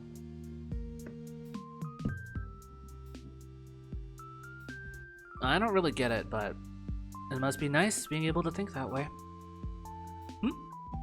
Like everyone's good deep down. Like nobody would ever hurt someone on purpose. That's a sweet world you're living in. How do you do it? If I were you, I'd be angry as hell. Aren't you pretty angry already? Angrier. Wow, even angrier. Yes. I'd be 100 times as pissed. Scary. You bet. I imagine Ira throwing 100 chairs. 100 chairs flying towards 100 Garens. Chairs flying, bow compasses swinging. Ira's like a bodhisattva. Dozens of hands, half of her holding furniture, half of her stationary. A halo of chairs and compasses. A halo drawn with a compass. Every new compass draws another halo. 100 times more compasses. 100 times more halos. Ira surrounded by 100 halos. We talk for a little while longer. Man, this is adorable. And we're still in the flashback, by the way. Ira is missing, and she was last seen with some man, some older guy. I'm concerned. They're making me like Ira a lot. I really, really like Ira. And as annoying as Asya can be, I do also like Asya. The way she talks about the stuff she's interested in, the way she conveys her thoughts, it's very eloquent compared to her usually meek status, you know? I really respect it. I think we could have a nice conversation. Also, she's like 14. She's still exploring these concepts. I know I was when I was younger. I don't consider myself a stupid 14-year-old. Well, I'm not 14. Back when I was 14, I didn't consider myself stupid. And I'd say that I was a little bit pretentious, but I remember distinctly understanding that I am learning a lot about the world, but I'm still 14. I really don't know everything, and I shouldn't act like it, but I felt good about the stuff I was learning. So I can relate to Asya a little bit. And the stuff that... Okay, I guess let's talk about that evil thing. So I kind of agree with both of them in a way. I agree that no one's born evil or malicious, let's say. Let's just use malicious. No one's actually born malicious. It's a product of circumstance. But Ira is right, where... both of them agree. It's not good anyway. Sure, you could have a tragic backstory that led to you being evil now, but that doesn't excuse your actions. However, they both have different approaches about it. Asya is a bit of a pushover, and it makes sense that she has this very passive view of like, yeah, I don't want to describe evil as omnipresent. People have their stories and whatnot, but she takes it a little too far in the opposite direction of being way too meek about it. While Ira's probably seeing some shit, like she clearly doesn't believe fully that people just aren't evil because she's seen it. She's seen people be shitty on purpose. Whatever the reason may be, well, she's still seen it and experienced it and didn't like it. She has all this anger inside of her. Anger at the world. Anger at people. Quite opposites, but they're so cute. I can't get over it, guys. They're just... It makes my heart melt. It's really nice. But if this story ends with Ira being gone, I'm gonna be very sad, but I'm also going to be thinking about this rent-free. Okay, we talk for a little while longer. Just idle chatter while she finishes her smoke. I tell her about some of the books I've recently read. My impressions, my interpretations. I'm not exactly used to sharing those, so my thoughts come out sounding dumb and crumpled. She keeps listening though. Every time I say something, I search Ira's face for signs of boredom.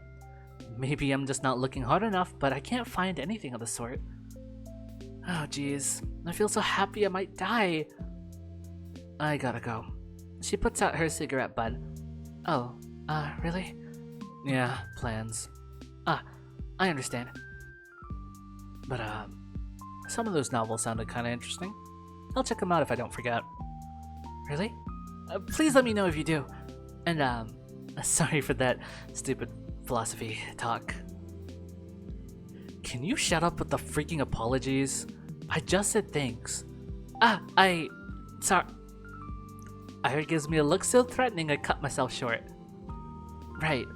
I hope you enjoy them? She nods in approval. Oh, and the books I read? They were, yes?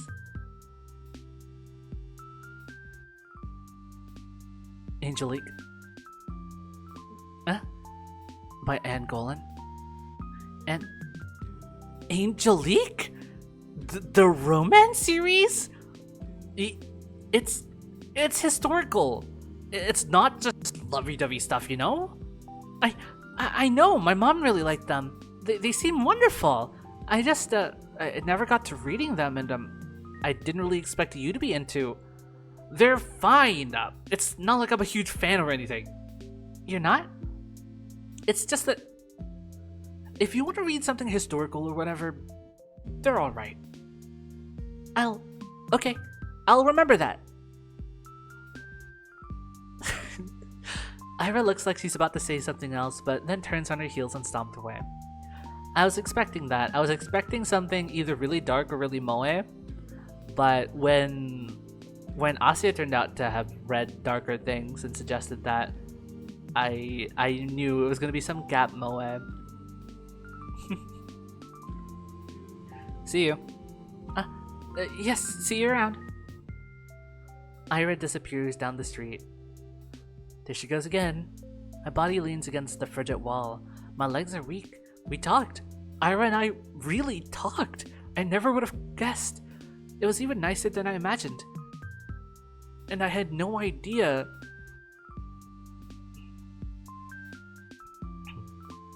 So she likes books like that, huh? Ira likes novels like that.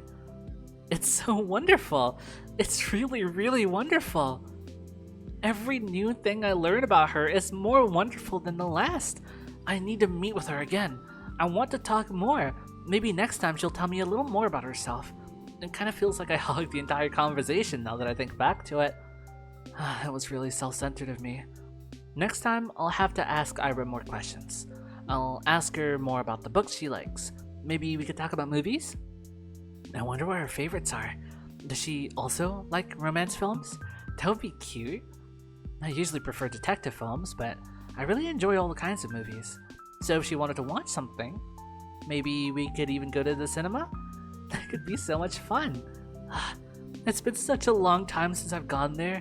I need to see her again.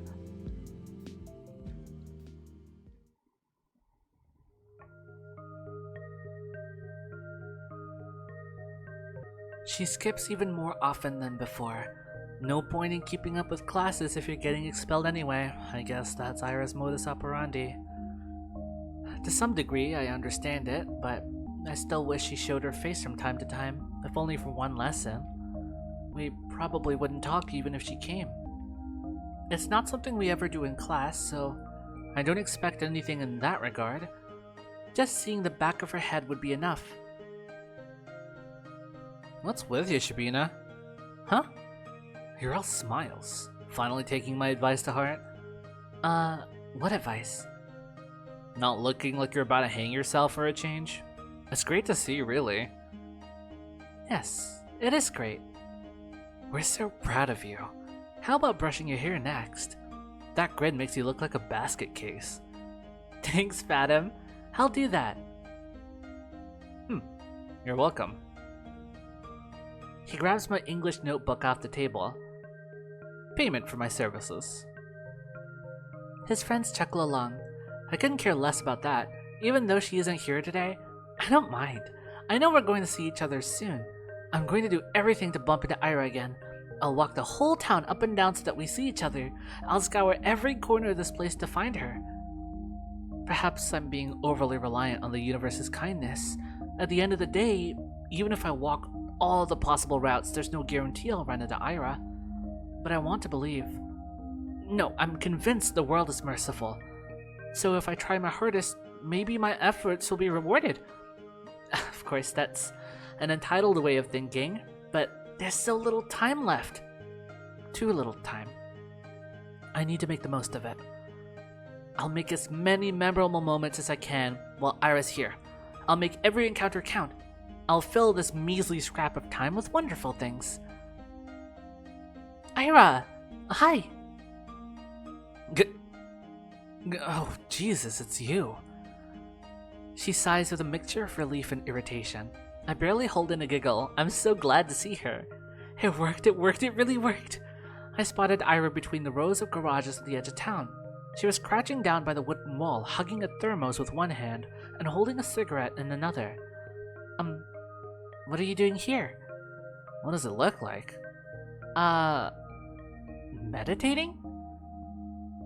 Wrong answer. Ira shakes her head and looks back on the ground. Huh. The rusted joy that had washed over me when I first noticed her began to dwindle. Now that I take a closer look, I don't think I've seen Ira curled up in this way before. Everything about her posture screams exhausted. But why out here? Are you okay? She mutters something. Huh? Hang on me. What was that? I didn't quite catch it. I take a tentative step towards her, but Ira's scowl stops me dead in my tracks. You spying on me now? What? No. No! I was just walking here. At a garage lot? Yes? She gives me a look of such contempt, it sends a shiver down my spine. Why? I'm not lying. Really. I always take these walks after school, and going to the same route gets boring over time, so sometimes I go through here, or through the barracks, or a couple times I even went to the helipad. You know, the one that's over there. As I speak, I see Ira's expression slowly change from disdain to confusion. This isn't right. We talked so nicely just a few days prior. Why then? Did she hear something bad about me? From who? I don't think she'd believe a word of Garen's. I mean, I usually stroll along the main street, or near the community center. But it'll get colder soon, you know? So, it's better to enjoy the outdoors while you can, right? I just keep speaking, hoping she'll stop being mad at me. I need to keep going, I need to keep talking, because that's what I wanted to do with her. I wanted to talk, so I have to, because I can't waste this moment. We can recover from this. I can cheer her up, and we will clear everything up, and she won't think I'm some creep. I just can't stand it. I can't bear having her glare at me in silence. And, the views are really great here on the outskirts. The sky is bigger, and you can see way into the tundra, and... what I mean is I didn't think you'd be here. That's a lie. Well, more of a half-truth. I hoped she'd be here, like I hoped she'd be wherever I went. It's just that this isn't what I imagined at all. Not after our last meeting. Not after everything. She's just staring at me. For a moment, her eyes soften, but then she closes them as if just looking at me was wearing her out. She takes a drag and turns away from me. God. Can I be alone for 5 minutes? I'm sorry. I wait for her to respond with something like, why are you apologizing again? Cut it out. Or even just whatever, it's fine. But she doesn't say anything. I'm sorry. I'll be going then. Goodbye. Silence. I walk away. Why must he hurt me like this?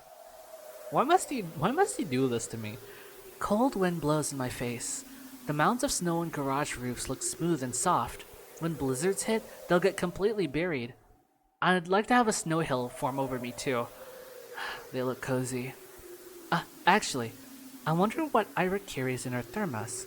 I guess tea would be the obvious answer, but what if she's one of those people that likes to have some warm soup with them? That would be cute.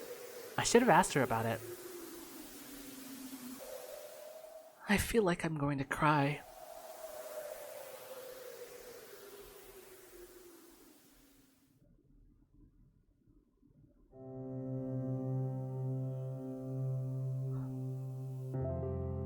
Hey, you got any plans for New Year's?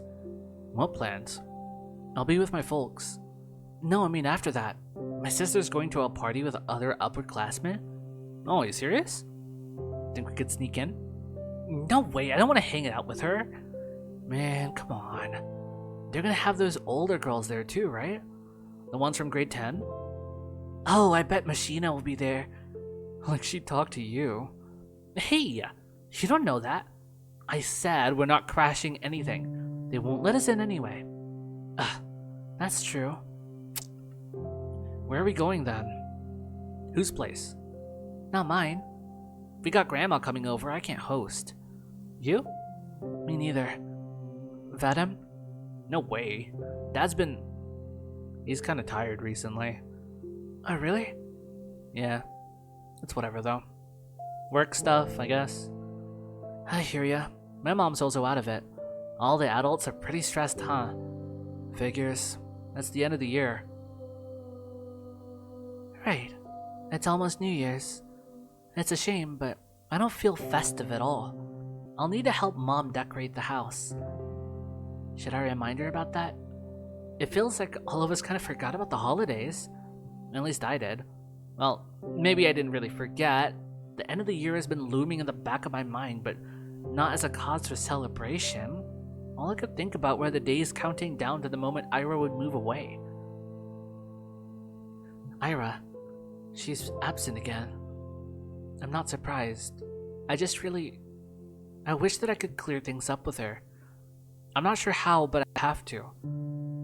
Maybe I should apologize again? What for? Did I really do something so wrong? I guess I've been pretty annoying, but I don't know anymore. I need to think of something that could cheer her up next time we meet. Will more apologies really cut it? Probably not. She'll just get more annoyed. Then maybe a small gift. That might be weird though, and I won't get any more allowance until next week. What could I even buy with the spare change? Maybe a little treat will do? A waffle? Would she like a waffle? What the hell? She's not a freaking dog. Why does my mind always go to some weird place with her? Just shut up. Focus on something else. It's just so difficult to do these days. Difficult. But I've got to try. Inhale. Exhale. Asya, what about your poem? Did you give it to her? There. A little clearer. I see the sidewalk a little bit better. The buildings, the sky, the lights. Everything around is friendly. Everything is beautiful. That's great. Those are great things to look at and think about.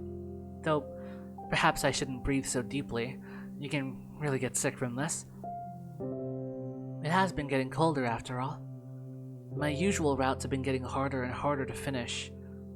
And it's not just the temperature. The paths on the outskirts get snowed over, so trudging through them... What the hell? The paths on the outskirts get snowed over, so trudging through them tires me out really quickly.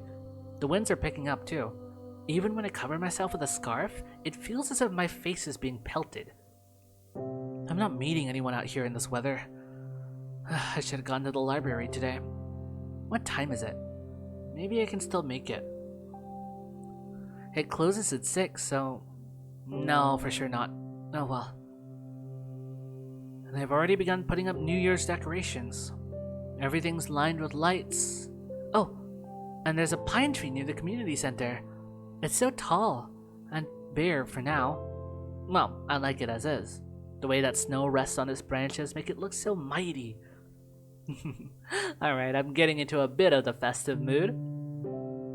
Wish the frost weren't so prickly, then I'll look around some more. The streets are empty, save for a couple of adults I saw walking down to the bar. Hard to imagine there would be a lot of people out on an evening like this, so why have I been meandering around like I've got nothing better to do? Every answer to this is embarrassing.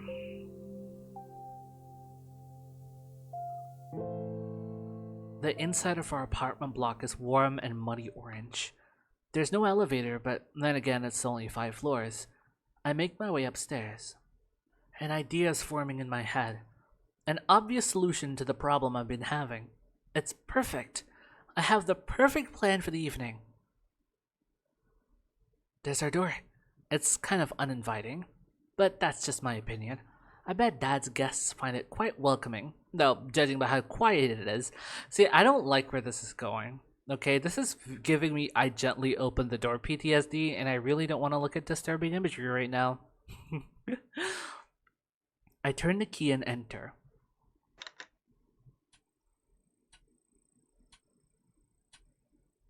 The only sound is the faint muttering of the TV coming from the living room.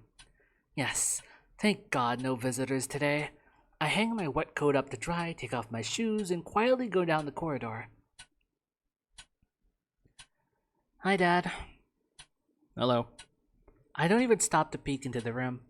I won't see anything I haven't seen before. At least tonight seems like it will be calm.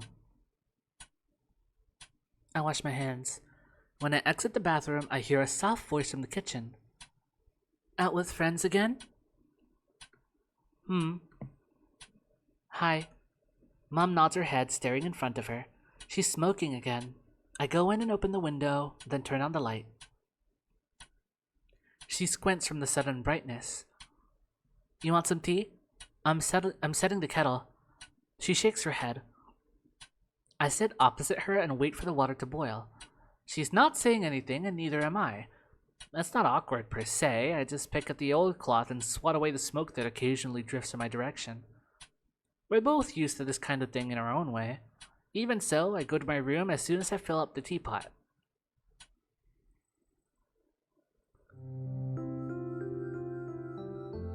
I don't like locking myself in here. I do it every time, and every time I'm swarmed with nasty thoughts. Can't even spend some time with your own mother? You run away from her even though she has it so hard? So hard. You traitor, brat, ungrateful filth. It's the kind of self-flagellation that goes nowhere. Do I think that if I badmouth myself, I'll be forgiven? This happens every time and changes nothing. It's pointless, so I direct my attention elsewhere. What was I gonna do? Oh, right! I pick up a pen and start flipping through my notebooks. Ira asked me to write a poem. Ah, you haven't done it yet. I see, perfect time. I just hope that you'll be able to give this to her. Please don't be nasty. Just thinking back to it makes me so giddy. She said it. She told me she liked it. Ira likes my poems. Nobody has ever said that to me before. Well, Tosia did, but that was years ago. That poem? The one that Garen read. What did she like about it? Maybe I should have asked.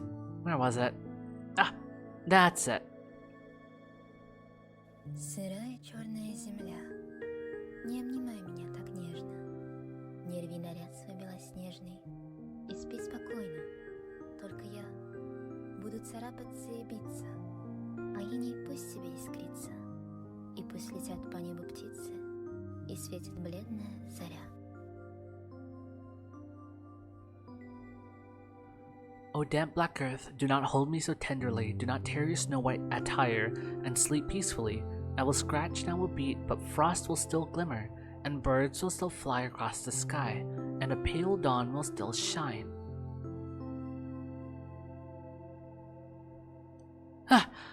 It's so lame. I can't blame them for laughing. If anything, Garen was too nice. But at least she liked it. For some freaking reason, Ira liked it, so maybe it's not all bad. Maybe I can make something worthwhile. At least worthwhile in Ira's eyes. That's all I really need. She got angry at me the last time I saw her. I don't know why. I mess up a lot. I really mess up a lot. I doubt she was in a bad mood because of me, but, I definitely didn't help. But now I will. Maybe if I do this, she won't be so mad anymore. I've been really trying since that day. The day she helped me with the diary, I mean. I've been trying, but I just can't get the words to flow right. Today, though, I really want to do this today. I think I can do it. I'm like a kid that only does their homework when their parents yell at them. I don't even know when she'll show up to school again. Bumping into her on the street is a tough bet, especially with this weather. Well, I'll try anyway. I've got nothing to lose. What's the worst case scenario? Do not say that. Please do not say that. Appreciating gorgeous scenery? Oh, heaven forbid. I'm gonna enjoy this to hell and back. And when I hand the poem to Ira, then it will all be worth it. Well, I hope so, Asya. I really, really hope so.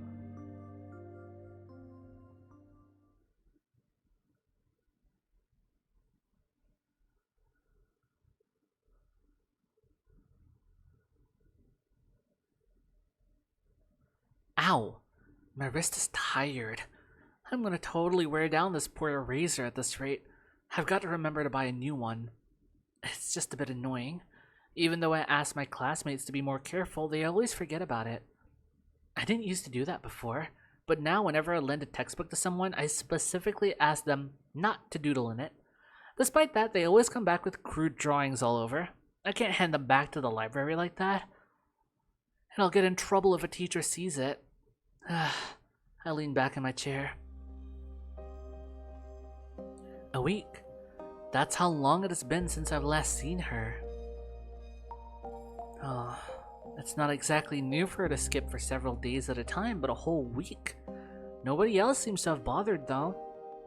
I shouldn't be either. It's not her job to be my, I don't want to call her pit bull. Either way, it's nothing new. Nothing new, nothing bad. Maybe Ira is taking in the town she's grown to love. Who knows when she'll return here after she moves out? I get that. I would do the same, but still, I just wish I could see her. Is she still mad at me? I really hope not, but if she is, I have just the thing to help it. That's right. It's done. I wrote Ira a poem. I wonder how she'll react. I wonder if she'll like it. I really hope she likes it. Maybe she'll smile. Or what if she gets flustered? That would be so cute. I want to see her make that face again. I keep walking around. I don't really expect to see her at this point. It just feels like a duty I need to fulfill. Like a soldier patrolling the streets. Oh, that sounds pretty cool. And it's not like the weather is harsh all the time. Real colds will settle in a couple of weeks. The wind can get annoying after a few hours, but aside from that, that's bearable. It's pretty. It's all good. The main road, the two residential streets, the community center, the helipad, the garages, the parking lot, the school, the stadium, the research center, the kindergartens, the barracks. I've seen it all 1,000 times. Perhaps somewhere deep down I am a little tired of this view, but I can't hate it. And I can't pretend like I won't miss it when it ceases to exist. When I finish school, I'll go to university. I'll tell everyone I'm from Vorkuta, not Vorkuta 5, because Vorkuta 5 does not exist. People from Vorkuta 5 do not exist. The ones outside will ask me something about Vorkuta, the real Vorkuta, and I'll answer with zero hesitation. If I couldn't do that, I wouldn't be allowed to leave at all. To leave Vorkuta 5, you have to deny its existence. I have to deny its existence no matter how much I want it to exist. I have to deny. I have to. I have to. But it's tough. So tough that I'm not sure I'll ever manage. Realistically, I'll probably slip up and blurt out something incongruent. I do slip up a lot. I hope I'll get better at it by then. Maybe I should stop. I lower my scarf and take a big breath. Ouch! I'm seriously gonna catch a cold from this. At least my head feels really clear. I look up and see the familiar purple gray of northern twilight. No, not twilight. Today's the first day of this year's polar night, so I wouldn't see the sun until the tail end of December. That's nothing too bad. Personally, I don't mind the dark. Some people seem to get really depressed during this time, but I'm not one of those. If I stay out for just a little longer and wait for the clouds to clear, I'll see the stars come fully into view. It's a beautiful sight, especially from here. From the barracks, far better than that dinky sliver of the sky I'd see from my apartment windows. I wish that I could stick around for longer, but it's getting too cold. I start making my way back. Decrepit rows of worker housing disappear behind bigger and better homes. There's that old playground just around the corner. That's right, we used to go there all the time with Tasia. Even back when it was kind of unpopular, they built a newer one just 5 minutes away, so we'd often got to have the whole thing to ourselves. I guess that's why we like the place. Somehow, today feels quieter than ever. I can hear a faint clinking sound as the wind passes through the swing set chains. I slow down. There's a figure sitting on the frozen merry-go-round. A drunkard? No, we don't have those kinds of people here. At least not out and about in the streets. And the frame doesn't seem like it belongs to a man either. I approach, gently making my way through the snow. My Valenki sink into it with almost no resistance, almost zero sound. When was the last time we had snow this soft? I don't remember, but perhaps I stopped noticing the crunch of ice under my feet. Perhaps it's me being too focused on the person I've now recognized. It's Ira.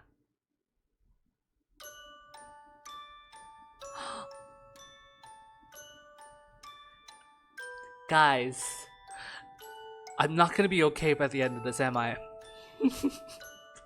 I'm so fucking scared. I'm so scared for my life right now. I don't know if I'll survive this. She's hunched over, elbows on her knees, hood down despite the cold. Her hair is tangled, half wet from the snow. What is she doing out here? Smoking or... Huh? I stop a few meters away. Ira is letting out quiet, gasping sobs. Ira? She looks up fast as if jolted awake. Eyes red and puffy, face raw from wiping at it with her sleeves. There's a bit of snot on the upper lip. What do you want? I don't know what to answer. What do I want? All I can think about is how I've never seen a person look so small. Ira swipes at her eyes again and then stands. She stumbles a little, trying to regain her usual posture. Another one of your hangout spots? Damn creep. Her voice cracks halfway through. Well, enjoying the show? I slowly shake my head. No, I just saw you. Ira rubs her nose on her sleeve again. Her hands are shaking. Then go back to wherever the hell you came from. Go home, Asya. This isn't for you. I take a small step forward. I want to say something, anything, but my head draws a blank. Before I can squeeze out a single word, Ira turns around and stumbles through the snow, away from the playground. I can't even muster the courage to call out to her, let alone follow. I simply watch as Ira vanishes into the alley. If not for her footprints, I believe she was never even there. Guys, I can't do this. She's pushing her away. As if Ira doesn't want Asya to be caught up in this. Or maybe even to keep Asya away from feeling bad. You know how some people push people away before they leave. Or before they know they're leaving. Or to push people away to leave. Because of one reason or another. I don't know. What the hell is Ira? Is it abusive family member? Like, that's the only thing I can think about. I just feel bad for her because we don't know her. And I'm just curious. I'm as curious as Asya. And I want to help. But she doesn't want to. She doesn't want it. It's hard to help someone like that. But I know Asya will keep trying anyway. The snow keeps falling. A feeling I've long forgotten swells inside me.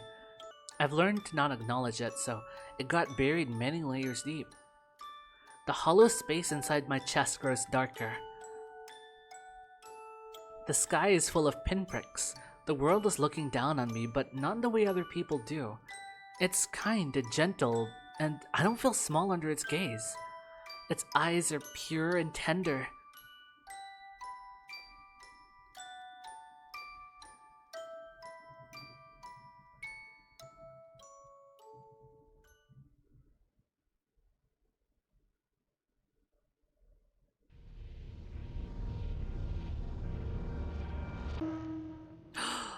Episode 1 end. Episode 2 Marina.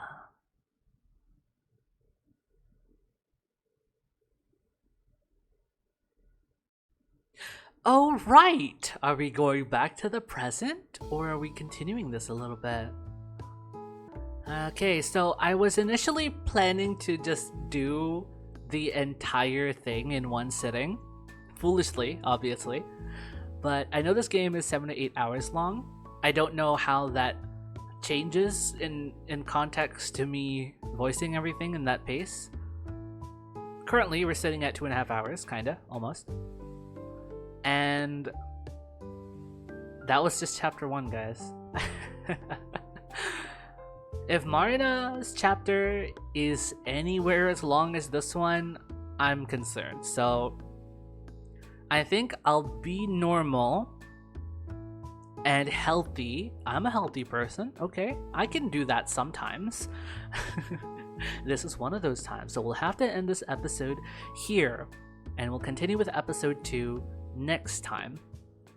But I do want to finish this game as fast as possible because I need to